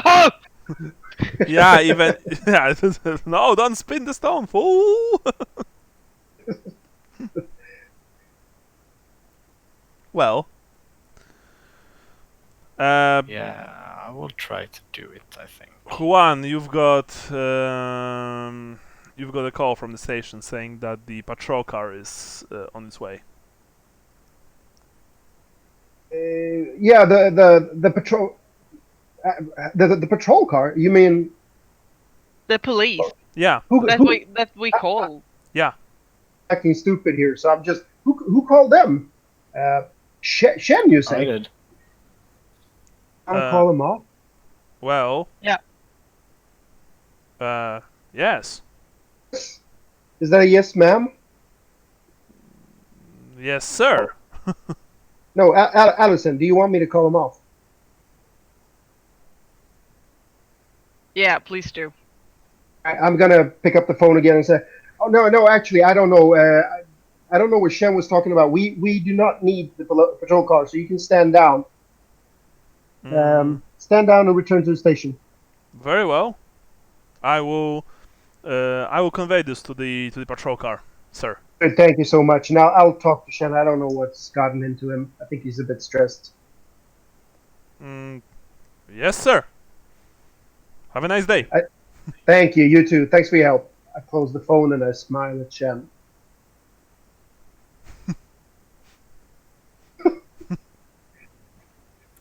Well, Oh. if this woman die, it's on your hands. Oh no. We're I still... pick up the phone and I call Thomas again.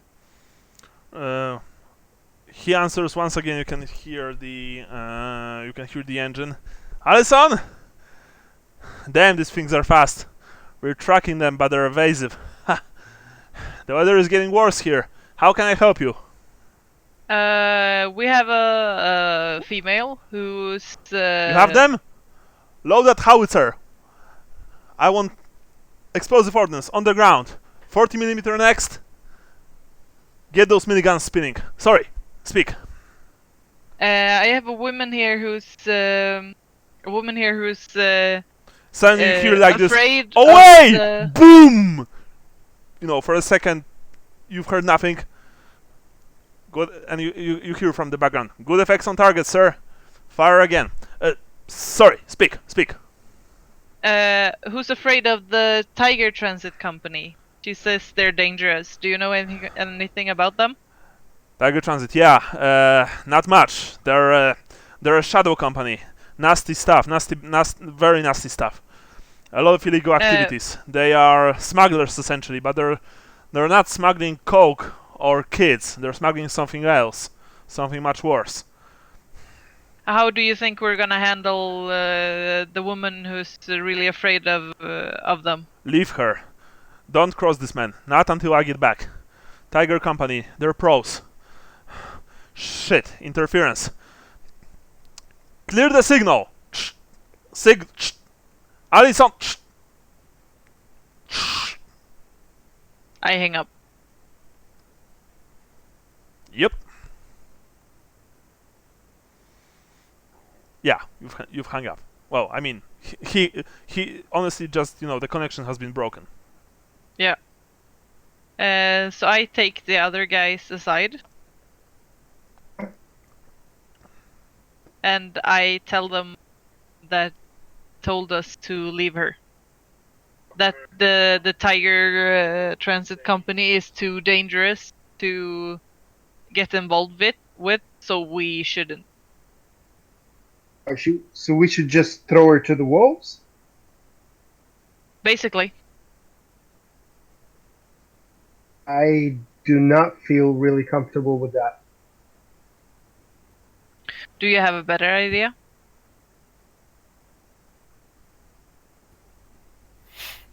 I've saved a woman once, and let me tell you, that didn't end up well. Suddenly you hear knocking at the door. Shit. Let's draw our weapons. Okay, I draw. Very, very low tone. You see that the woman, she shakily gets up, she looks at you with this look of confusion and fear. I think we gesture so that she can open the door, I guess. But we stand to either side of the door with our guns up.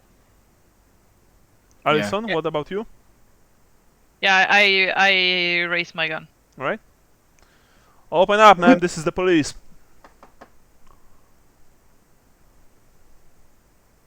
She approaches the door after, looking at you. She walks in this jerkily afraid way. She unlocks the door but keeps the chain on. And, she just opens slightly. Yes? Is it a male or female voice of the police? Male. Sergeant Petrenko, ma'am, from the 89th precinct. We've received a call that you need some kind of protection. Some officers called this in. One, I believe, Officer Shen. No, it was it was a misunderstanding, officer. I see. Is Officer Shen still here? She says. She quickly glances towards your way, Shen. Can I speak with him if he's here? I shake my head. No, he was here. He questioned me regarding the fire at the Uptown Ladies Lounge, but he left. I see. So you're alone here, yes? Yes. Very well, ma'am. Well, me and my partner will be downstairs in the patrol car. We'll contact Officer Shen later. For now, we'll stay down there. Make sure that you're safe. Thank you. Very well. And with that, you hear him walking away. She closes the door. She essentially almost faints. When she closed the door, she just fell to the ground to her knees, shaking uncontrollably. I try to catch her. Yeah, you've caught her. Then I lead her over to the sofa and put her down. Yeah. Put her down on the sofa.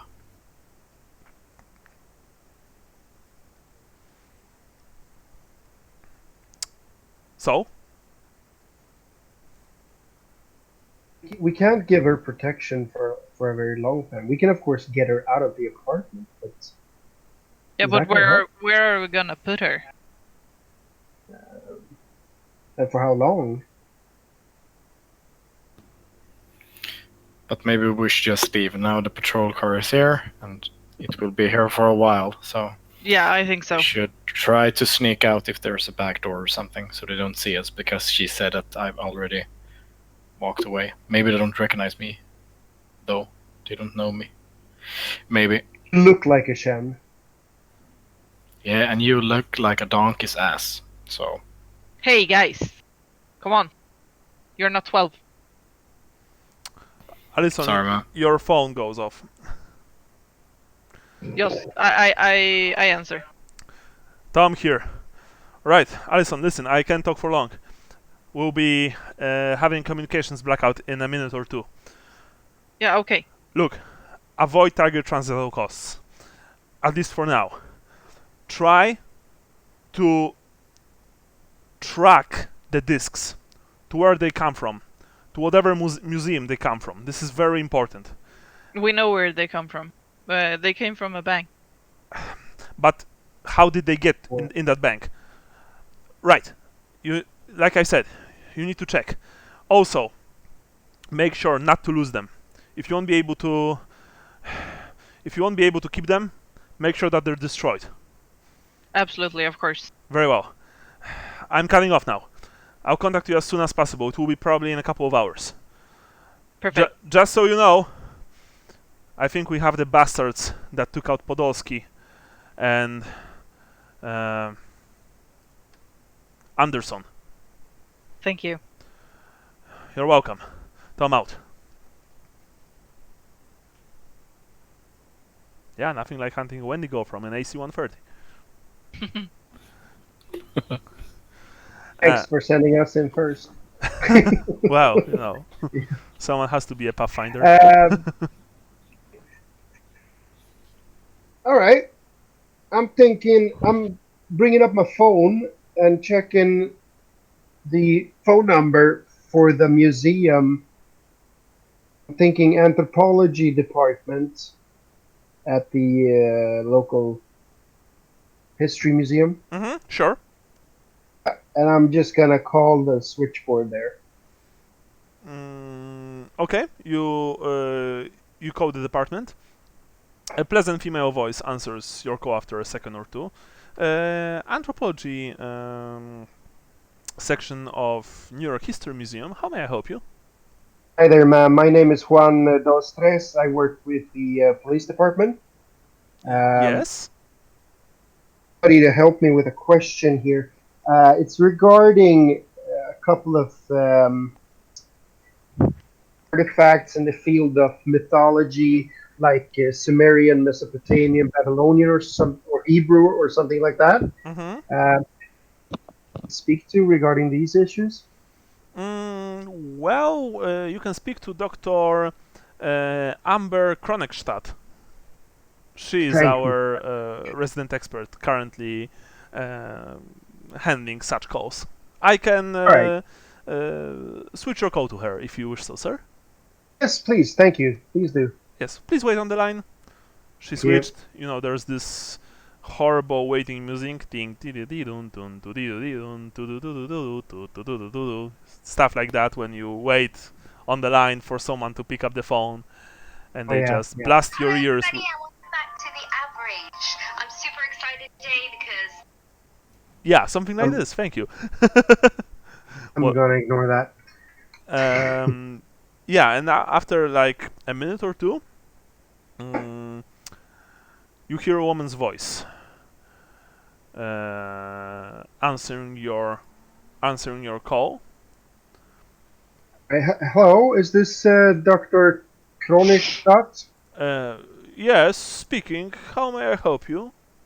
Hi. My name is Juan Dos Tres. I call from the police department. Mm-hmm. I have a little question here. We have encountered in a recent crime in New York. We have encountered some artifacts that we are presuming were stolen from some kind of museum or something.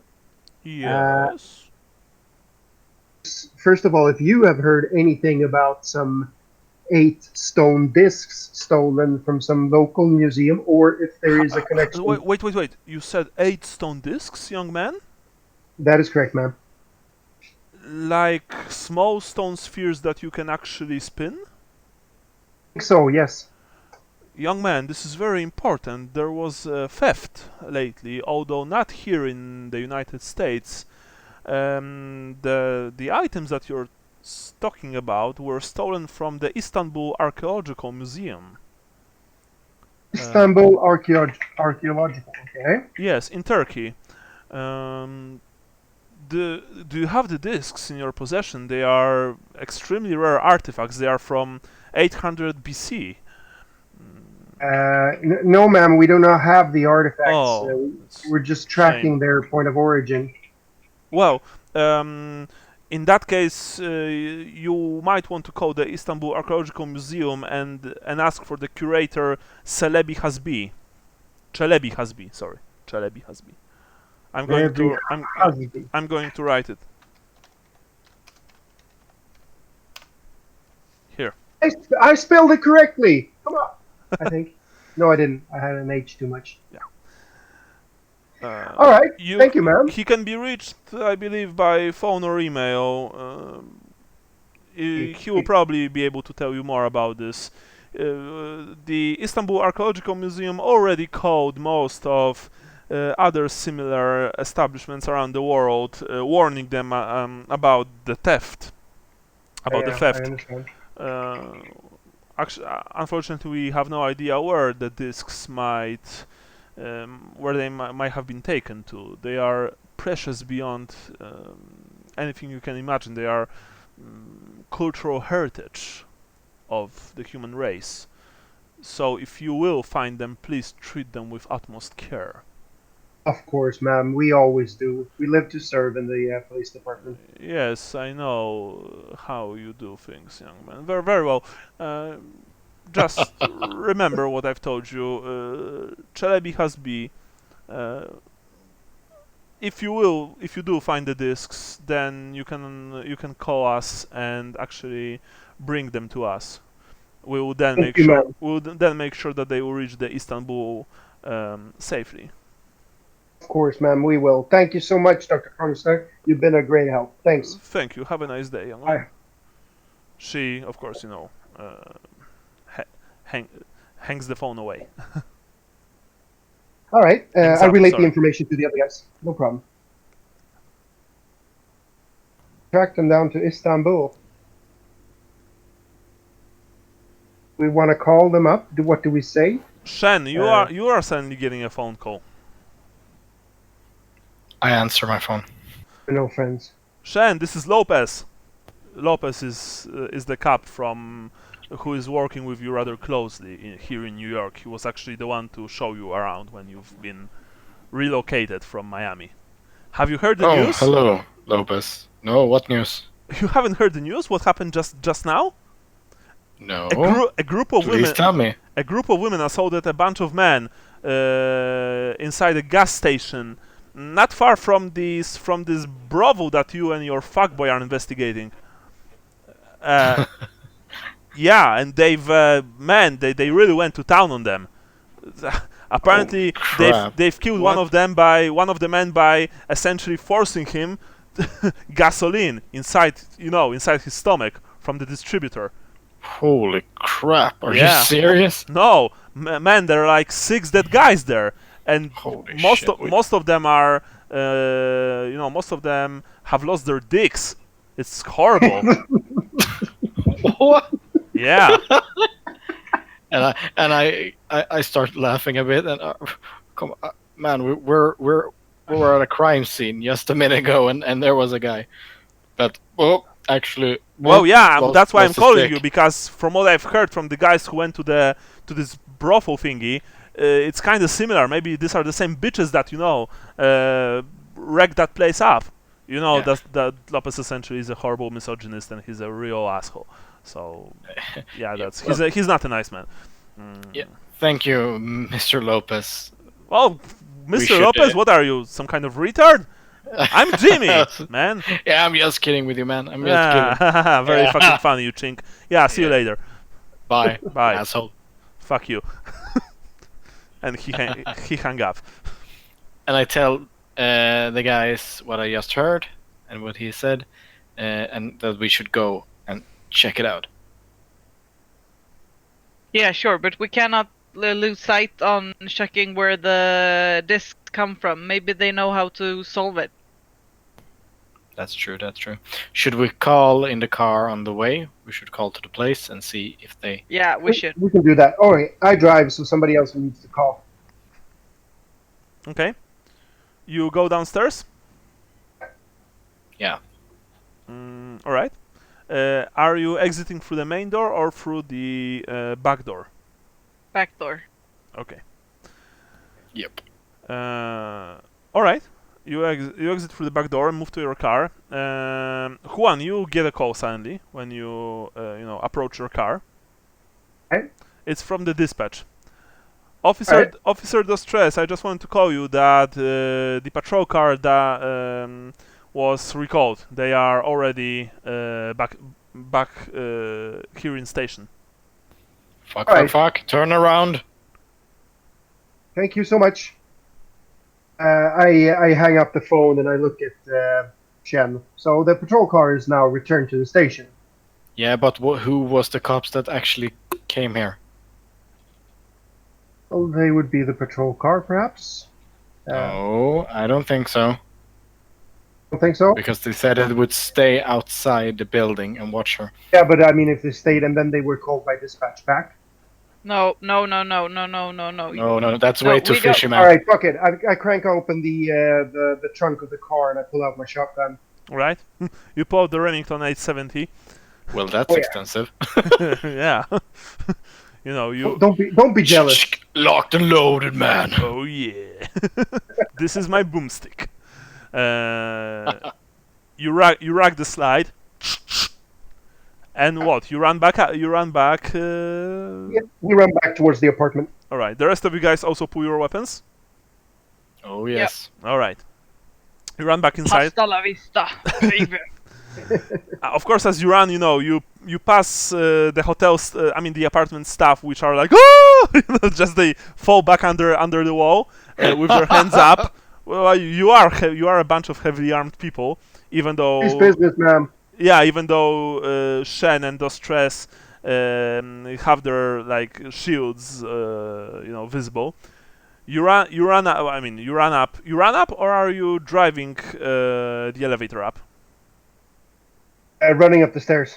I'm running. Yeah. All right, Running. you run up the stairs. It's on the third floor, essentially, and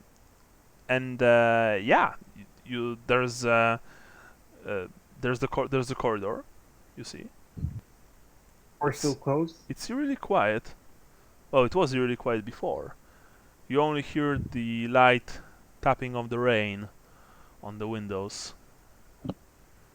You see that the room to apartment 251 has been slightly open. Throw my back to next to the door Alright, with the shotgun. and getting ready for breaching entry. Alright. I spin the discs. No, I'm just kidding. And that shit, DJ. Alright. I also ready up. I kick open the doors. Allisson, roll for perception.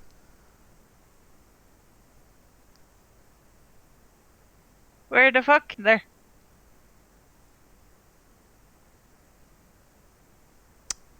You were just about to kick the door.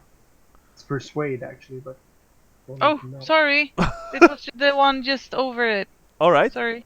We Perception is over here. can say that this is the roll if it's on the same.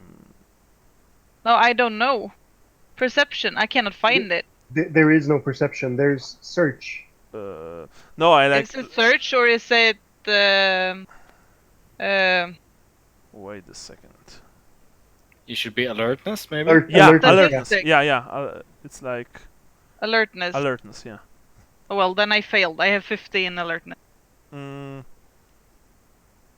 And Oh. I rolled 56. okay. Or do you want me to re-roll? You can reroll in this case because you rolled for this. Let's make it fair. Rah. You were just about to kick the door Nice. when you saw something. When you first you felt and then you saw.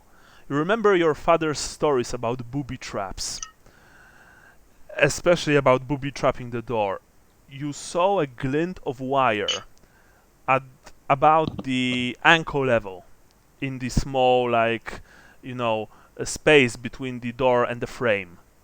Yep. You were just like raising your leg to kick the door inside when you were like, whoa.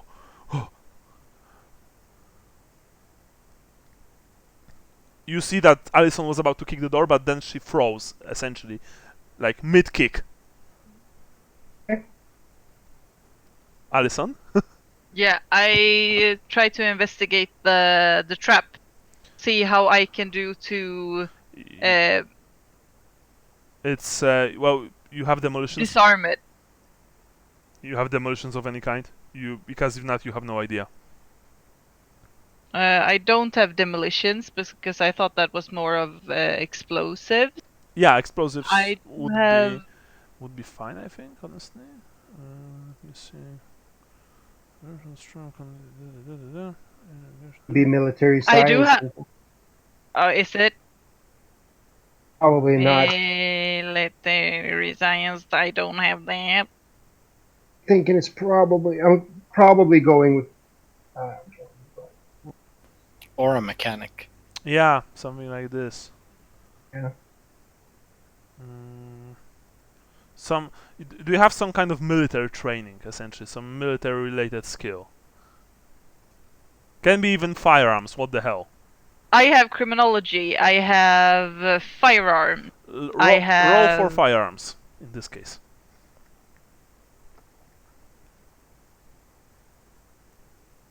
Nice.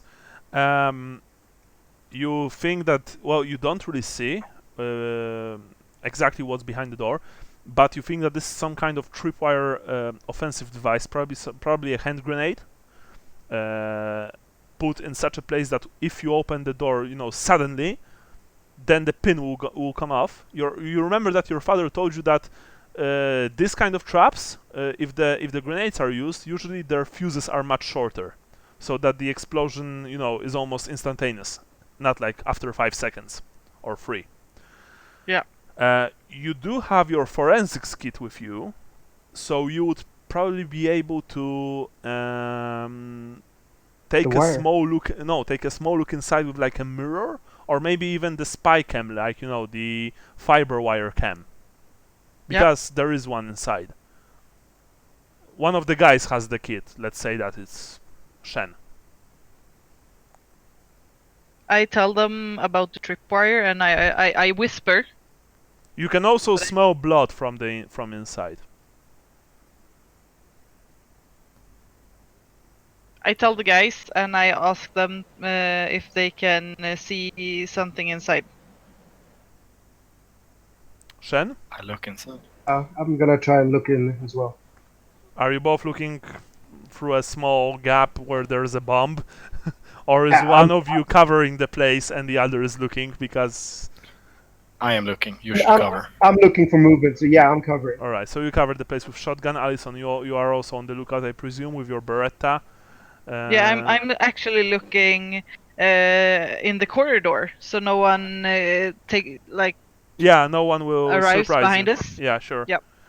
Yeah, the corridor is built in such a way that it goes in both directions, and there's turns a corner in both directions, so you could actually be assaulted from quite many angles. Fortunately, as Shen takes a look inside with the fiber wire cam, and you cover all the approaches, no one is giving you any grief.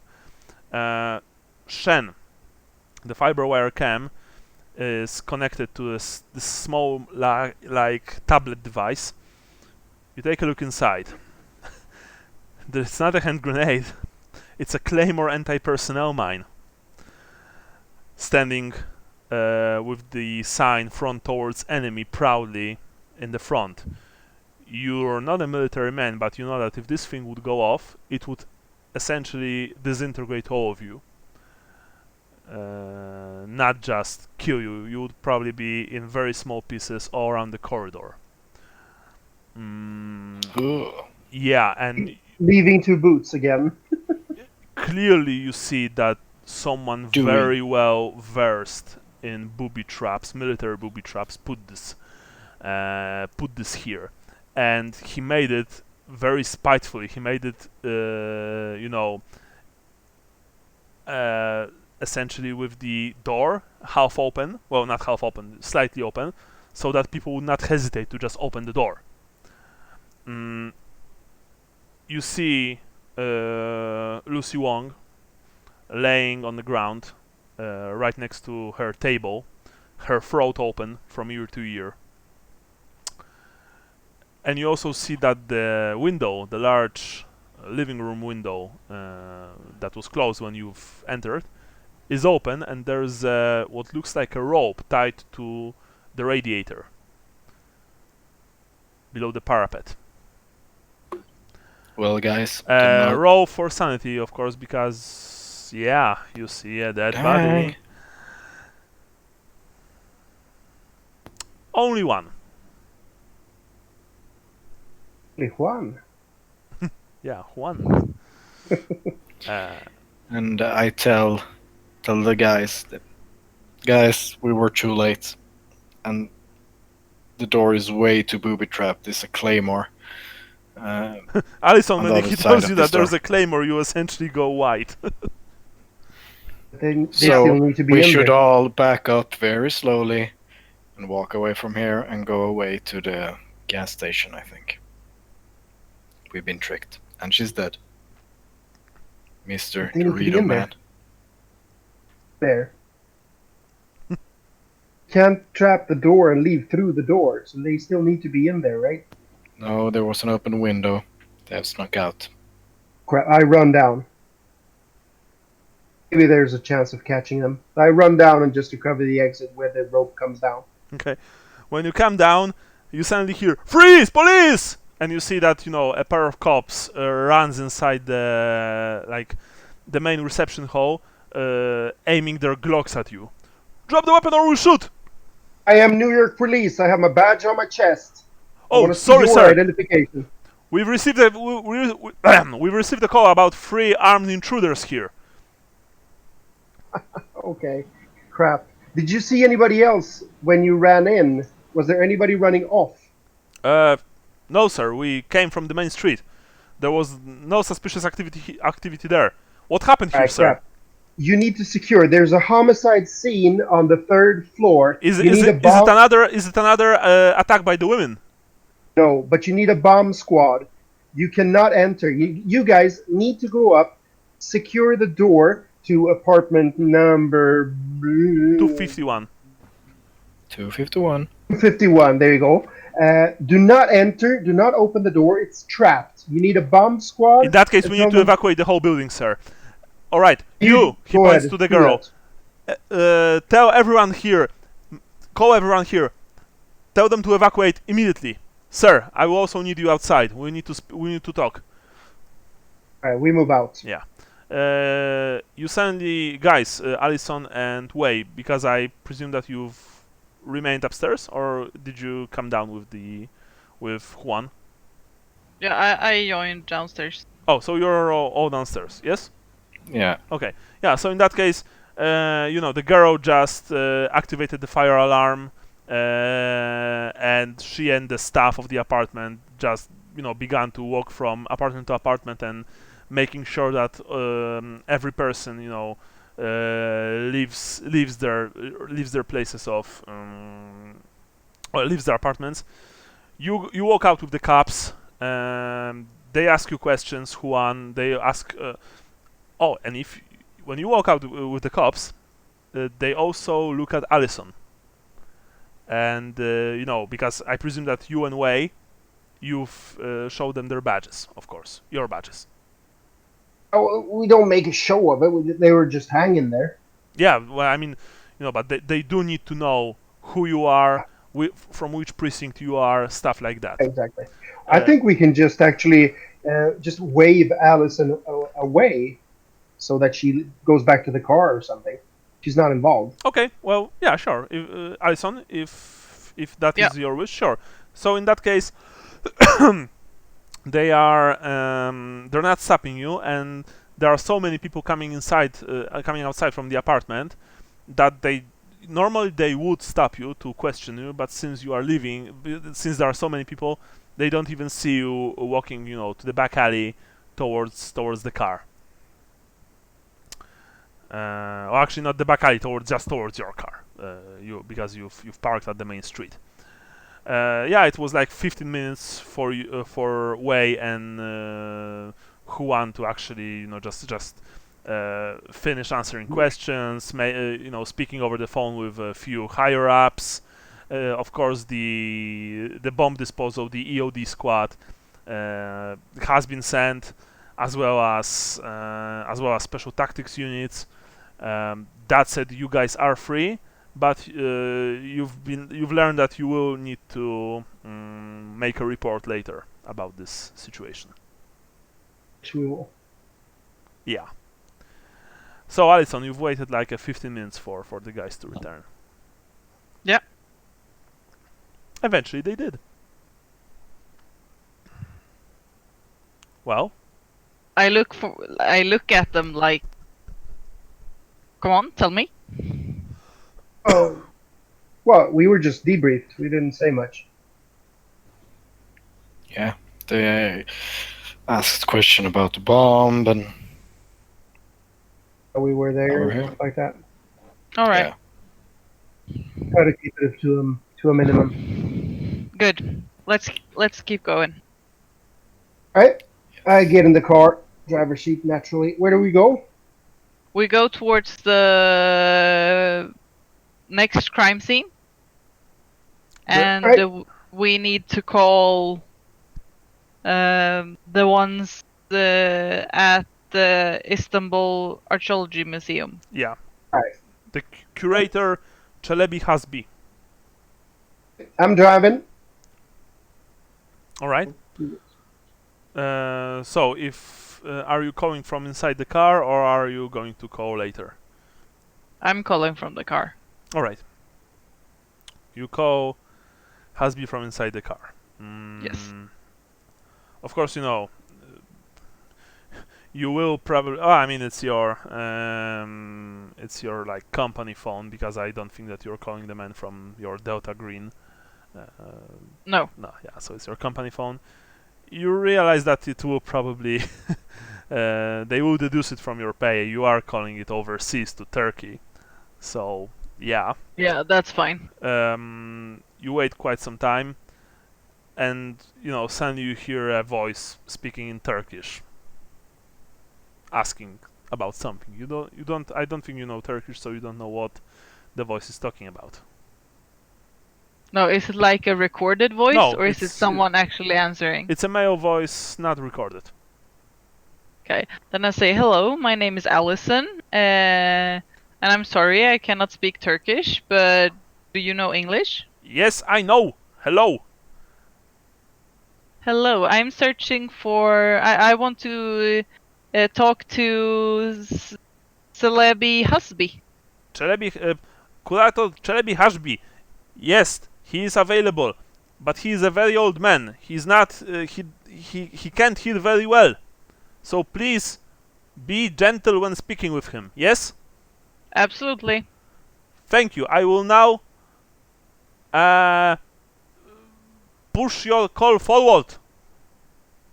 Thank you. Beep beep beep beep beep. For a second you thought that the man actually hung up.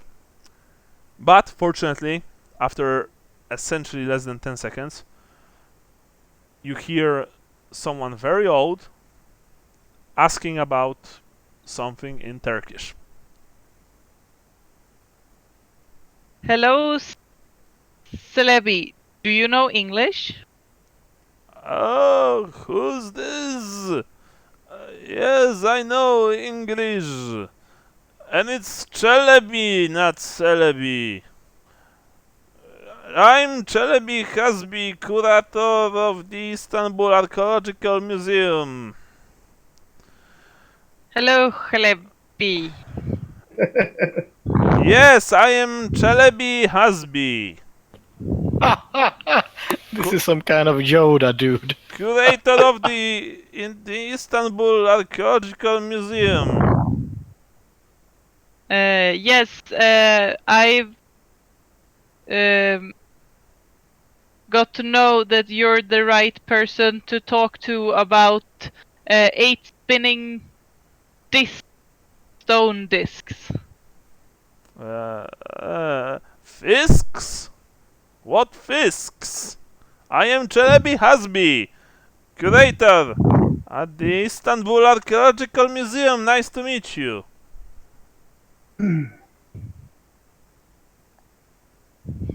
Who's there? Hello, my name is Allisson. Hello, And Allisson. and I need some information about spinning stone discs. Spinning stone. I see. Maybe we should mail him. Probably. Do you think he can see? No, he's probably blind. Ah, the discs. The discs. Yes. Yeah, the Who stolen disc. who are you again? My name is Allisson, and Nice to meet you, Allisson. Thank you. I work. I am Chelebi Hasbi. And I work with the police in Greece? the U.S. No, I don't know anyone from Greece. I'm sorry. But I do know someone from Cyprus. Just ask the old man about the discs. You were asking about the discs? Possible. Yes, I want to know information about the discs. They're not in Greece. No, they were stolen from us. I don't know how. Yes, they were stolen. They are very precious artifacts. Ask him what to do. They are. What do they do? Well, they are. I was actually able to fully translate the discs. They are essentially a tale about Adam's first wife, Lilith. Yeah, the Black Lilith. Yes. They are they can actually summon her, but they can also bind her. Bind her. That sounds nice. Oh wait, do you have the call on loud, by the way? Yeah. Okay, yeah, just so you know. Way he speaks, I'm guessing we probably pick it up anyway. Yeah, by the way, the guy is speaking very loudly, like I am now. Yes, the discs, if you spin them, they summon Lilith. And when she comes, bad things happen. Yes, bad things happen. Yeah, we noticed. Like 10 years ago. Oh yes, my car broke 10 years ago. It was a very bad thing. How do you bind her? How do we bind her? What? How do we buy bread? I don't know. I order mine from the bakery across the street. What kind of question is that? How do we bind Lilith? Oh, bind Lilith! Oh, there's a spell! The discs, essentially. The disc. First, you need to summon her. And then you need to bind her.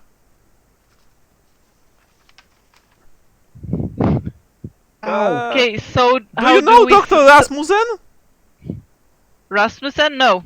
He was a very Who is nice he? man. I spoke to him 25 years ago. A very nice man. He had this collection of parrots. And there was this one parrot who was making tricks, and she was saying like, parrot, parrot, parrot. Yes. You sound like his daughter.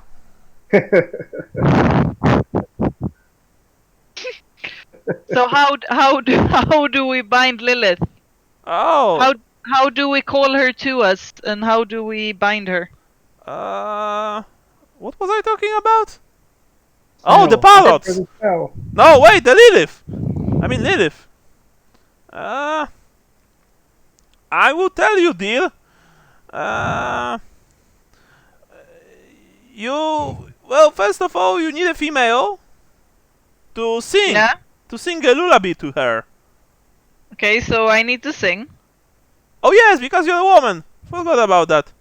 I'm thinking about the parrots. There was this one, very nice. It was like it had this like yellow feathers, and she was flapping everywhere. A beautiful animal, let me tell you.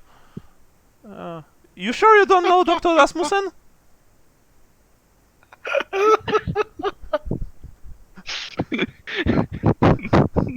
My dear, are you there? Yes. If I want to bind Lilith. Oh yes. Yeah. Well, first of all, if you will summon Lilith, she will appear within minutes in her full form. Now, bear in mind, in her full form, she is a very dangerous creature. She essentially Yeah. can be harmed by any mortal means. But if you will sing to her, she will become mesmerized. It will give you some time to actually hurt her. That said, you can only do this once, according to the text that I've translated. After this first chance of attack, there won't be a second chance. Okay, and when she's mesmerized, how do I damage her? Well, physically. What is some kind of rhetorical question? So with bullets or blades or? Oh, I think that bullets and blades will suffice. You can even use flames, grenades, tank shells. Okay. And how then? How do look, I? Wait! Oh, look, a kitty came here. Come here, kitty. Kitty. Oh, you're such a cute poof ball. Oh, no. Ow! Stupid cat. Bit me. Anyway, I was saying. I am aging as we speak. And how do I? Get up this! Get up! Can I Stupid damage cat! her Get so down! she dies, or can I lock her in? Oh no, Inside Lilith never dies, my dear. But she will disappear. At least until someone spins the discs again. That said, I advise against summoning her. If you won't be able to kill her instantly, how do we notice that she's released? What does she do? Well, according to my studies, Adam had she kills men, right? Yes, Adam had a very lousy taste in women, honestly, because she apparently appears as an extremely elderly naked woman with elongated limbs and fingers. Oh, and she has a very long purple tongue, and often crawls across ceilings and building exteriors. Yeah, just like my second wife. Oh, let me tell you, she could do magic with that tongue. Huh? Just threw up a little in my mouth there. Best character ever. But there are easier ways to deal with Lilith. Every time someone spins a disc, actually every time someone mentions Lilith, like I did right now, and before, once before, she grows in power, because when she's first released, she's just an idea, so to speak, a ghost, for you simpler folk. But every time someone mentions her or spins her, she gains more power, accumulates it, and is able eventually to manifest herself physically in our world. And if we don't know where she is, how do we find her? Summon her. We know that. Like I said, when you summon her, she will appear. That said... Yeah, but she's already summoned, bitch. What? Witch? Again. There are witches? Where?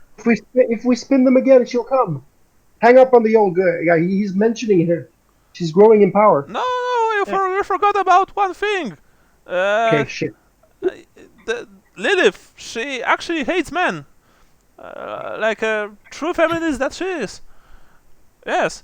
And because of that, she wants to kill them. Yes? Yeah. Very important. Yes, and she does this by making influence upon women, especially those of weaker minds. So most women, honestly, like my third wife, she was very pretty but very stupid. Third wife. Yes. So she makes impressions upon their minds, yes, and forces them to be very violent towards men. the more someone mentions her, like I did just moments ago, Yeah, Hang yeah, yeah, up, yeah, yeah. We hang up. understand. We understand. Thank you so much for your help. the Bye. bigger her power is. Yeah. Okay. Bye. Bye. Thank you for your help. Bye. Have a nice. Say bye to Dr. Rasmussen from me. I Tell, will. Bye. Bye. tell him I miss the parrots. Yeah. Bye. Bye. Bye. Watch out for Lilith. Thank you. Oh, shut up. One Jesus, last just time. hang up the phone! Phone.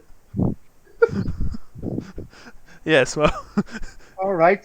So she went from being a worm to a god just because of his conversation. God. All right. So we have a plan, right? I guess. You take my weapons. I summon her. I sing to her. You shoot her, and if she takes over me, you shoot me. What? Yeah. Yeah, it actually does sound right. How about if we actually have two women, one of a weaker mind, allowing her to take over No, the no, one? no, no. We don't do that. Somebody to sing as well. If she takes over No, you, then you're we not have gonna one sing. more to kill. That's just stupid. What does that help? It's better that she tries to take over me and hopefully And she's gonna fails. be- But then, if she succeeds, she's invulnerable. Then we all three die. No, she's not invulnerable. You're can. not going to be able to sing while she's taking you over. Oh, that's true. That's why we need two women. You believe that that the good professor would probably have to say something more, perhaps, about this, but unfortunately, the conversation kinda cut out. I mean, you don't think that it makes sense for that a woman can be possessed if she's supposed to sing? Like, this doesn't add up to you at all. Oh, it doesn't. By the way, Wei and Juan, you are taking this, I see, extremely well. Like, Real. yeah, Lilith, yeah, sure, well, whatever. I'm very skeptical. I'm very skeptical as well. So let's go to the station. No, I mean the gas station, and check it out, and maybe be on the lookout for some crazy woman attacking people with something. Probably several crazy Yeah. women. Why? Does it make a difference? I mean, are we going to discover anything there that's going to change stuff, or do we just need to set the trap for Lilith? I think we just need to set the trap. Actually, I don't know what it will help to get there. More than that, we need to fight even more crazy ladies. Yeah. True. All right. So how do we want to play this? And hopefully they get back to normal if Lilith disappears. Allisson, your phone, your Delta green phone, rings. I answer. Allisson, this is Tom. Good news. Hello, Tom. The mission was a success. We got them. Well, at least some of them. But for now, we need to exit Canadian airspace. Our deal with the maple syrup lovers has unfortunately come to an end. We are escorted by their air forces back to the States. Tell me, what's the situation out there? I've checked the news. There's some kind of series of brutal assaults in New York City. Yeah, we have an extremely powerful lady who takes over the minds of other ladies to go on killing sprees of men. Sounds like a girlfriend that I once have. Nice. Oh, not you too! Come on. Just kidding. All right. What's the plan with neutralizing what's the plan with neutralizing the threat? Well, we talked to Who is she, by an the way? old man.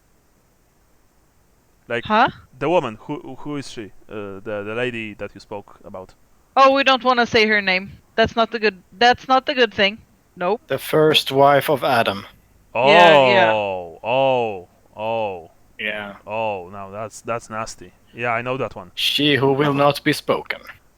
Yes, Yes. yes. The one who shall not be named. Yes. Yes, I've also read Harry Potter. Thank you. Please proceed. What's the plan with blowing her up to bits? Yeah, she is really quick and really agile. So the only way to lock her up is because she can't be killed, and the only way is for a female to sing to her. But we only have one chance, and if I fail, she'll probably take me as well. I don't like this plan. I don't like this at all. It's too risky for all of you. I've already lost 2 agents. I don't know Few if months we ago. have any other plan. Alright, from what I understood, this thing is vulnerable when you sing to her, after you summon her, right? Yes, but only once. But you don't need to be in the same place to sing to her, right? That we don't know. What I mean, if it's possible to actually use some kind of loudspeaker system for you to sing to her and be in a completely different place. Possibly. Right. There's an old warehouse in Jersey. The address is, and he gives you the address. The place was scheduled for demolition some time ago. You can use it. You can use this place to summon the. You can use this place to summon her. That said, I don't like the odds that you're facing. If this thing appears, and you won't be able to take it down with a first salvo, it will wreak havoc. Not to mention that it will be in the physical world. From what I understood, it's not here yet, right? It's some kind of ghost, spirit, something like this. Right? Well, seeing the crimes, she's very much real. Yes, I mean she can obviously influence the women, but what will happen when she is actually here, like in the flesh? We can take risks like that. Of her just appearing, killing you all, and then going on a rampage. Well, do you have any better ideas? Yeah, I kinda have. It will be risky, and it will require a very good driver on your side and a very fast car. It will be tight, but I think we can pull this off. You hear that he, kinda move away from the microphone. Get me in contact with the National Guard's Air Force Base near New York City. Ask if they still have those F-35s there. Yes, sir. Okay, so he's gonna bomb the place? Alright, listen. If we're lucky, there will be 2 F-35s with bunker busters ready on standby. They were supposed to go with Mariposa to Northern Europe to, just in case those Russians would once again play at something nasty. A deterrent, honestly, a show of force. Of course, no one wants to start anything. Anyway, if they are there, and you will be able to summon her, and then run like hell from that warehouse, the pilots will be able to precision bomb this place. After that, we'll chalk it up on, I don't know, either terrorists or gas leakage or something like that. Or maybe a military exercise gone wrong. Whatever. Alright. I prefer this option much more to just you standing there with shotguns and unloading at her, shell after shell. That said, you will need a fast car, some kind of voice speaker module to actually sing to her to keep her in place, and a damn good driver. Because when those bombs go off, they will go off. I am actually a good driver. I have always said you were. Damn, you're quick! You hear, Sir, Colonel Matthews says that the F-35s are still in base. Should I tell him to arm them? Yeah. Arm them with arm them with JDAMs. Tell the pilots. Tell him to tell the pilots that they will be taking out an Al Qaeda cell in warehouse in Jersey. Yes, sir, says the communications officer. If Matthews will make any problems, patch him up to me. Patch him through to me.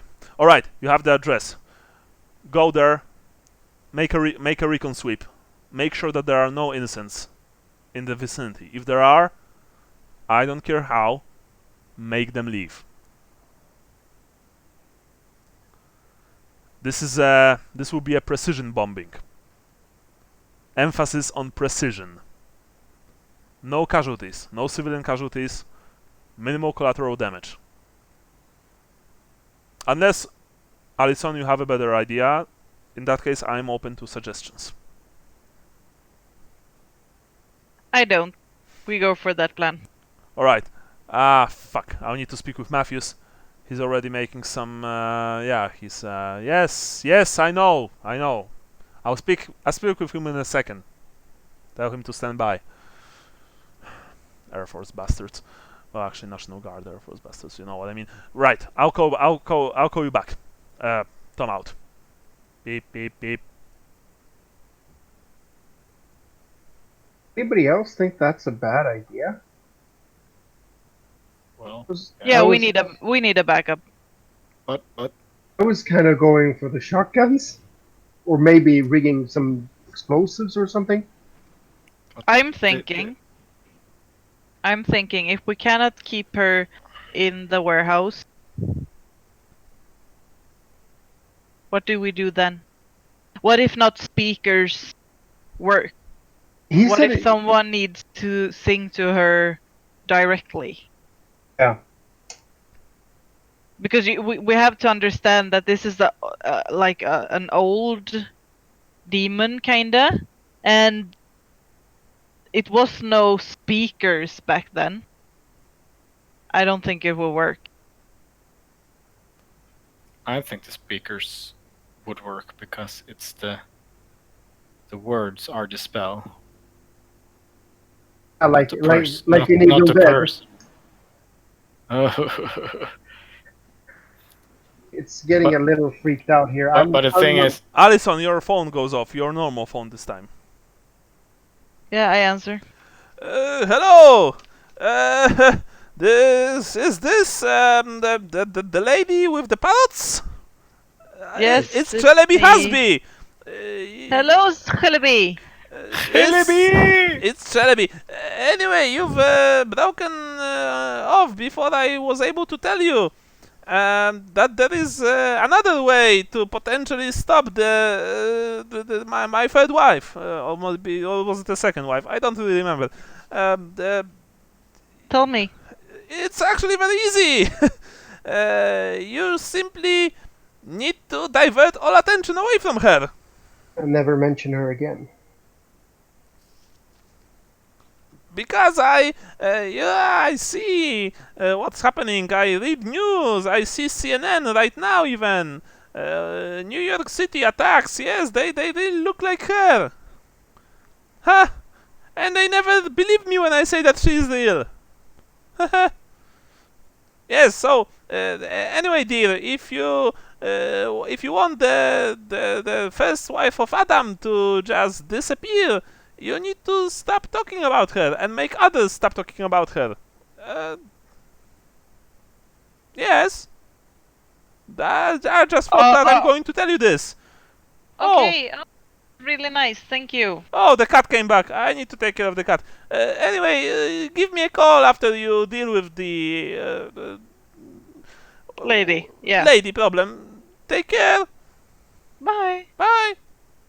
Beep, beep, beep.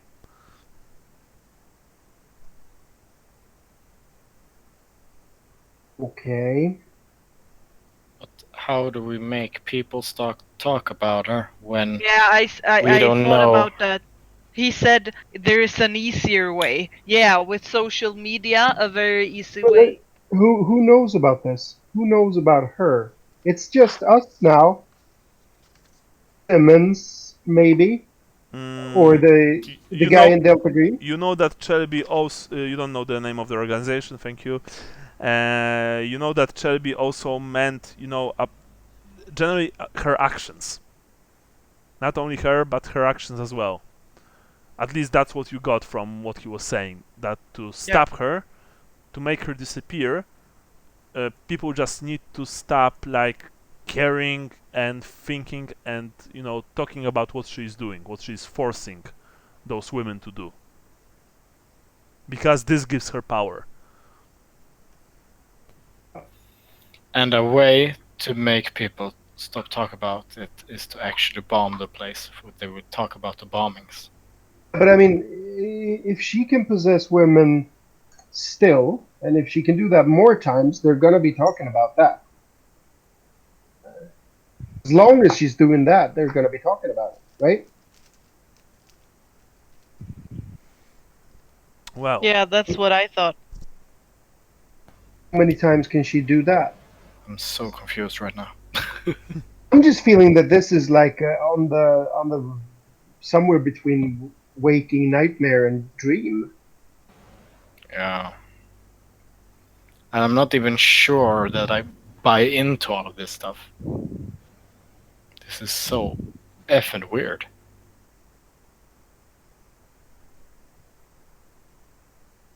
Your call, Allisson. You're the boss. I say is we play. Spin that shit, DJ. Um, an extremely old naked woman with long fingers and a purple tongue. I say we then you can sing to her and we blast her with shotguns. Maybe that's not going to be enough. Maybe we need explosives. We can do it in the warehouse. Then Tom is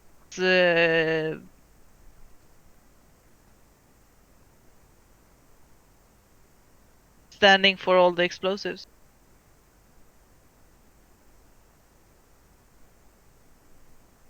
But Tom wants to precision bomb the place. That's a totally different league. Yeah, but if we go there and we do our plan. The plan fucks up, then he can. Yeah, if But his the problem plan fucks up, then you stand ready with the shotguns. All right. Except we're not going to be standing ready with a shotgun because we don't want to be there with a shotgun if he's going to be bombing the place. One person to spin the discs, wait until she comes, and then hot-tail it out of here. Didn't he say to arm the planes? So I think his plan is already in motion. All right. as if to Maybe say, we should listen to the guy. Allisson, your Delta Green phone goes off.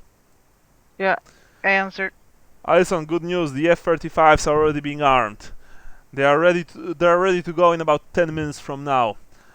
I got in touch with the scientist from the Yes? museum, Istanbul Archaeology Museum. He said the easiest way to make her harmless is that no one talks about her or what she does. Divert the attention from her and her actions. That's what you want to say. Yeah. How do you propose we do that? I mean, I have no idea. I do like this idea much more than sending two F-35s loaded, for war over Jersey, but unless we do divert the attention. Alright, shit. Alright, hear me out, Allisson. I'm not asking this of you. you can say no. There is a way to essentially do what this professor guy told. Tell me. We can deal with some of the media by enacting a blackout. This is actually not that hard. Of course, there will be fallout from this, but for a few hours at least, news, radio, maybe even few of the social media will be able to get quiet about this. It will take about 2 to 3 hours.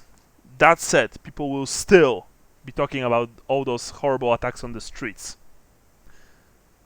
unless we make other horrible attacks. False flag operations. You know the term? Yeah, I do. Yeah, exactly.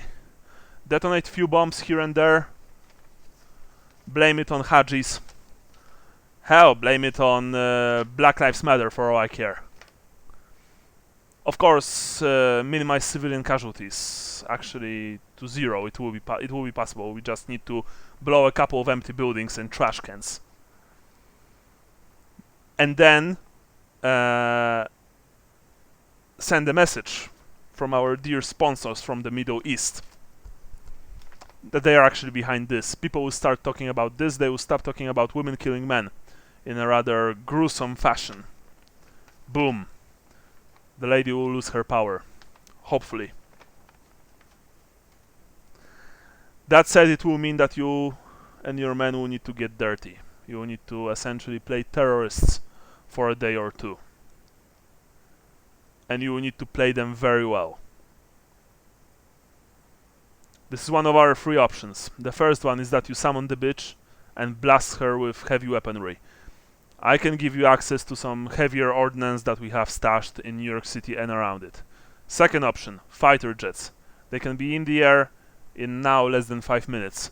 That said, I won't be able to postpone this forever. Matthews, the colonel, is furious about this, and he's not cooperating. And even our contacts will not be able to hold him off forever. The third option, like I've said, false flag. The clock is ticking. I've already read about 2 more attacks. There was one in a hospital and another one in a tenement building in Brooklyn. Time's running up, Allisson. Your call. What do you guys think? Should we blow her up or should we blow up some buildings in the city?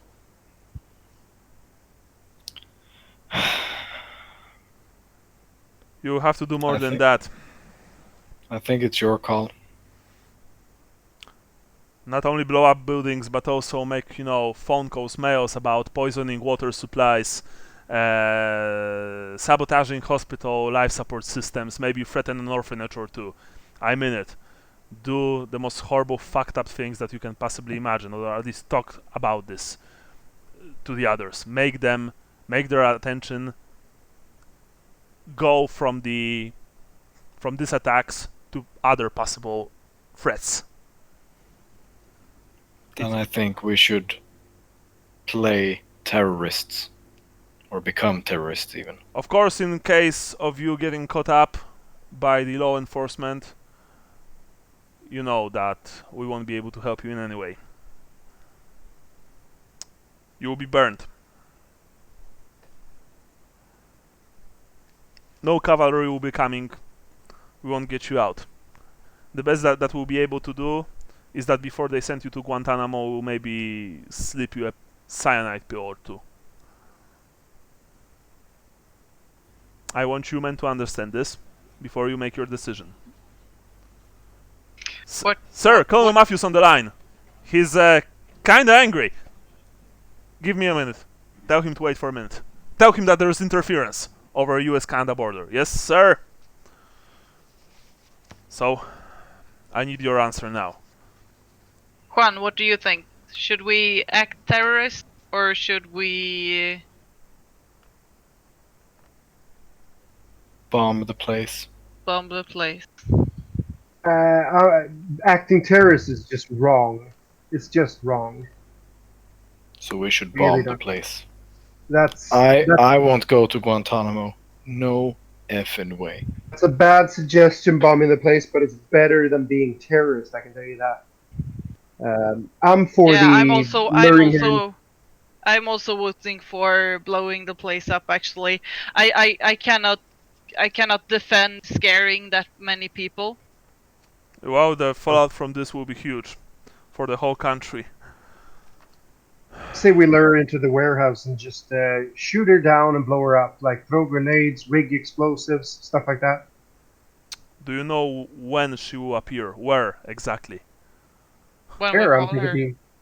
Yeah, I'm thinking where she will appear after we call her in the warehouse. Yes, but do you know Presumably. in which part of the warehouse, which corner, which room? You don't know that. You won't be Here able we to. are, You won't be probably. able to prepare a contingency for this. You'll be severely disadvantaged. But very well, I understand your. That's just me speaking. Let's hear what the other guys say. My opinion. Guys? My opinion is bomb the place.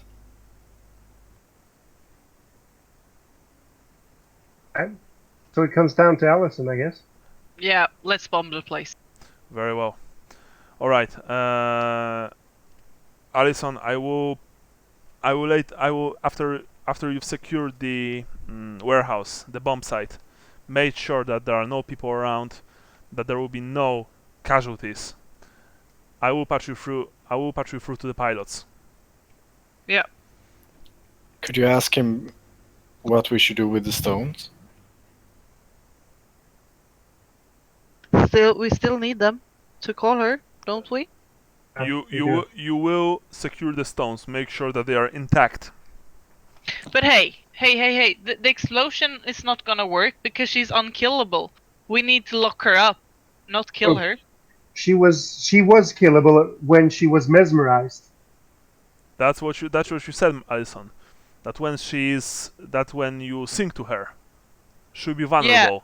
That's when the bombs will have to fall. Yeah, but I'm not so sure that she's killable. I think we need to lock her up again.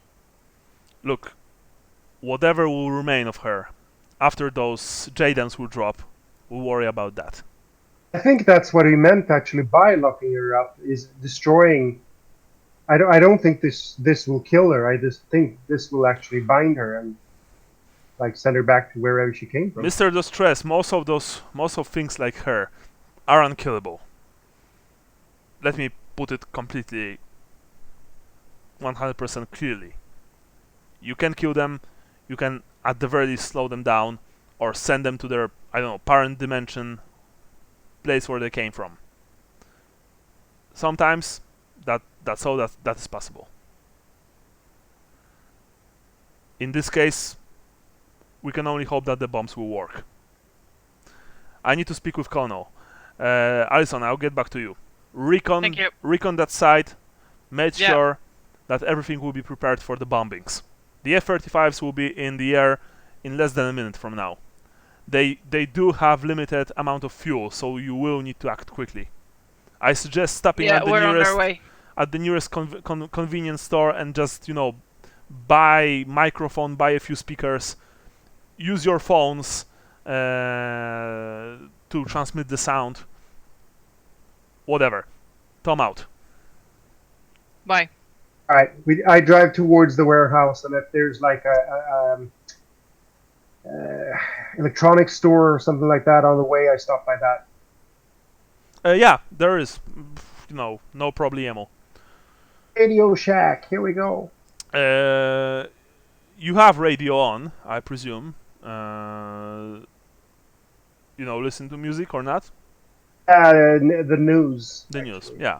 So yes, what Tom said, you hear that a terror wave has struck New York City, brutal attacks by gangs of mad, probably drugged women, targeting only men, which of course is immediately also raising a lot of social-related, issues. Uh, ha- has swept through New York, and right now there are already, at the very least, 50 people dead, twice that number injured.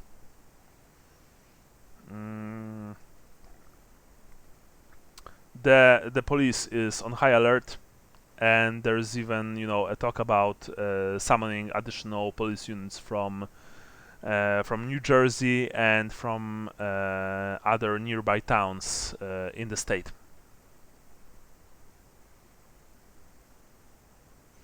We need to act pretty fast. Yeah. Yeah. All right, cool. We need a car as well. So I go get the speakers and microphone and such. You guys get the car, a fast car. I actually have a Yoda. the 80s, 90s Ferrari. Oh, Car. of course, of course. Is that what you get for drug money these days? That sounds good.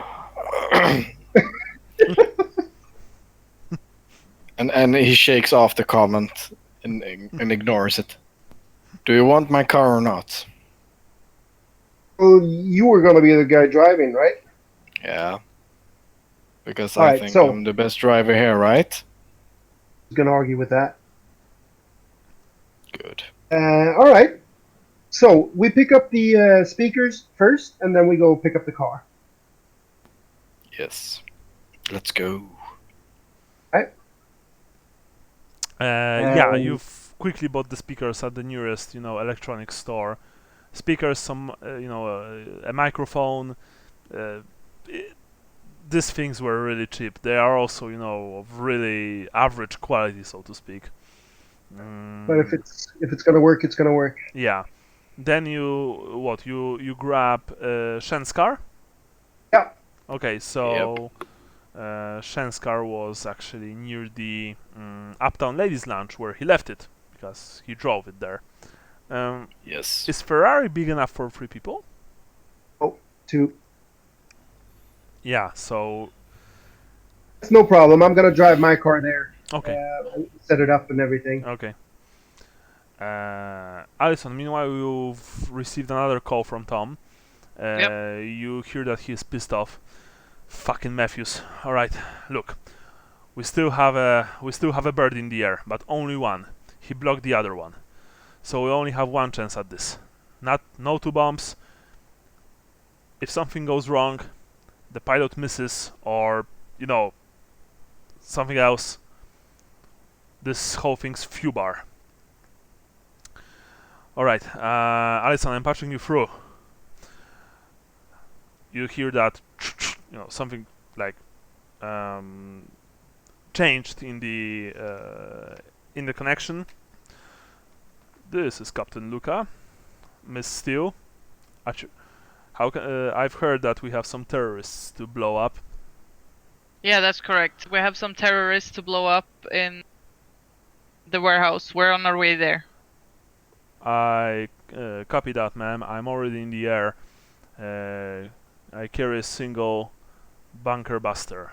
From what I've been told by my commanding officer, the terrorists are holed up in some kind of warehouse in Jersey. That's correct. I don't need to tell you that I never did anything like that. This is considered a civilian area, and I'm pretty sure that the American people would not be very grateful to know that the National Guard is bombing their cities. I count on you having good and valid intel for this one. I most definitely have. Right. I can stay in the air for an hour, for an hour more. After that, I will need to go back to base to refuel. Essentially, what will happen, I will take to the highest possible altitude, and when you will give me the target, I will. I'll try to explain to you as a civilian.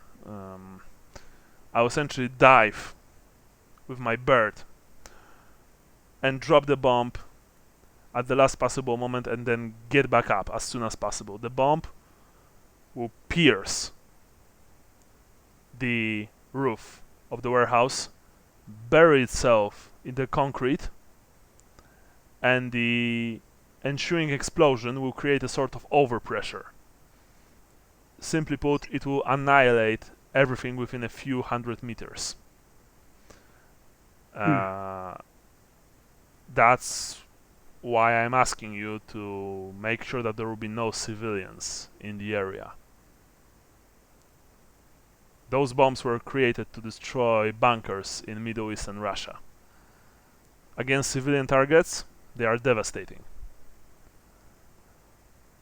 This needs to be done precisely. Of course. Ideally, one of you should have a laser pointer to actually guide the bomb, but I know that we don't have time, and from what I've understood, those bastards in that warehouse are preparing something big. So we'll need to do what we'll need to do, I guess. Yeah. Very well. You can call me under this number. Actually, it's connected to my onboard transmission equipment. I'm switching off right now. I'll be flying over the target high enough that I won't be neither spotted nor heard. Perfect. Look out. We'll keep in touch. Right.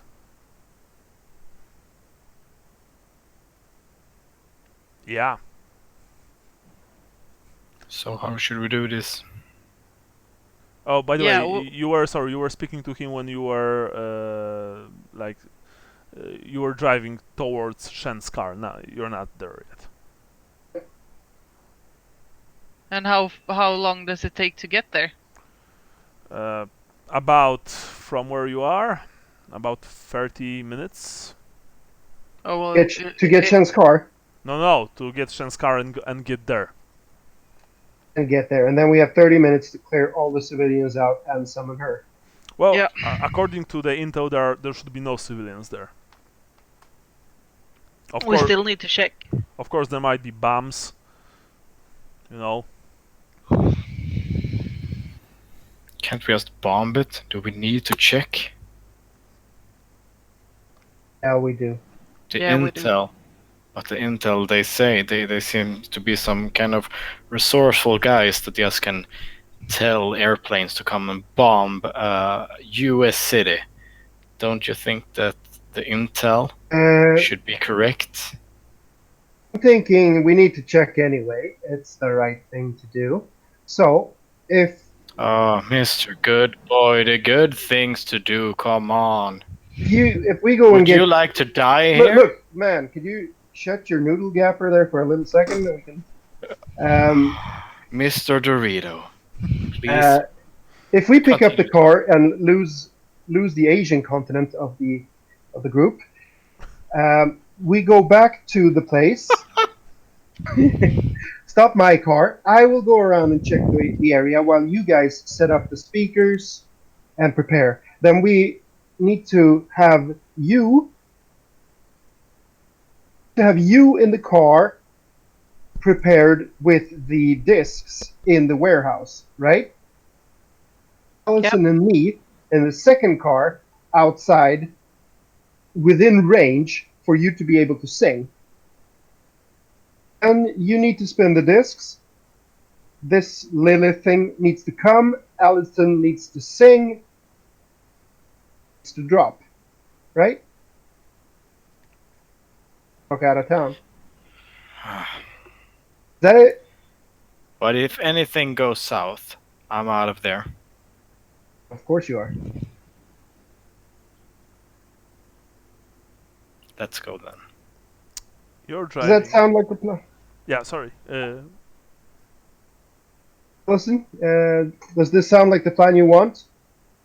The plan I want is it sounds like the plan we are forced to take. Right. All right. So we go and pick up the car, and then we go towards the warehouse. Cool. You do that, but we'll finish this next time. Rah! Whoop. Whoop whoop. To the police. Yes. Whoop, whoop.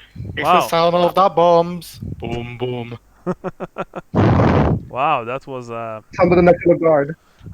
that was some session, I must say. Yeah.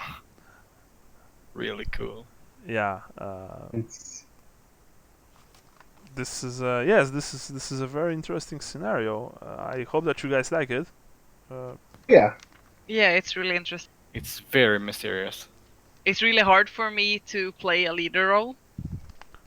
It's not. You're doing a great job. Yeah, you are. That said, you know that this is probably a kind of test for you. You know, they wanted to see if Allisson was able to make hard decisions after what happened to her. Yeah. That and probably, you know, if she will, like, if she'll do good, then they know that she'll be a very valuable person to the organization. Juan and Wei, you guys are a bit, you know, over your head. Yep. More than we know. Yeah. For all you know, this is well, I mean, you were exposed to supernatural effects earlier, so I'm not like too picky when it comes to your reactions.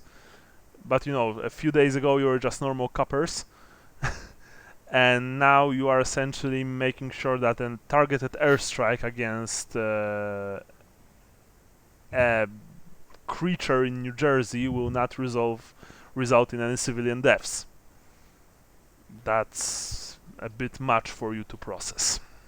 I'm thinking actually that we don't process this. At least Juan here feels that he's just going along, and I don't think he really thinks that any of this is real.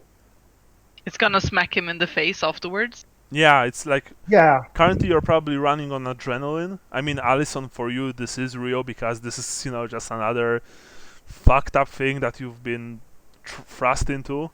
But for you guys, this is all like whoa, and you know the dead lady Wong, right? The tiger, what's the word? Tiger transit stuff. You know, like these guys are something from a pulp novel, like some kind of horrible, like smuggling evil organization.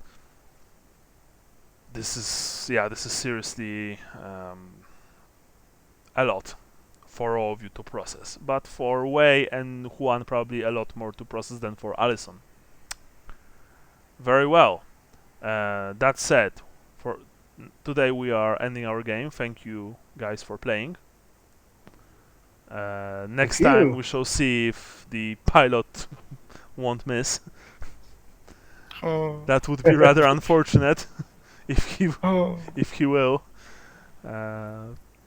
At Yeah. least our shoes will be left standing. Yeah, Yeah. only shoes. Only shoes everywhere. Yeah. No, there's you know the house for old people right next street, and he's like, ah, shit, I missed. Oh. Oh. That's a retirement plan for you. Oh, there are a lot of people here and here and here. Oh, here as well. And Yeah, over there. and over there. Yes. And we shall see. Maybe we'll be even able to start another op next time after this. You know. Okay. Okay. Cool. Thanks, guys. Cool. As usual, if you have Thank you. any questions, hit me up. I'll Of answer course. them.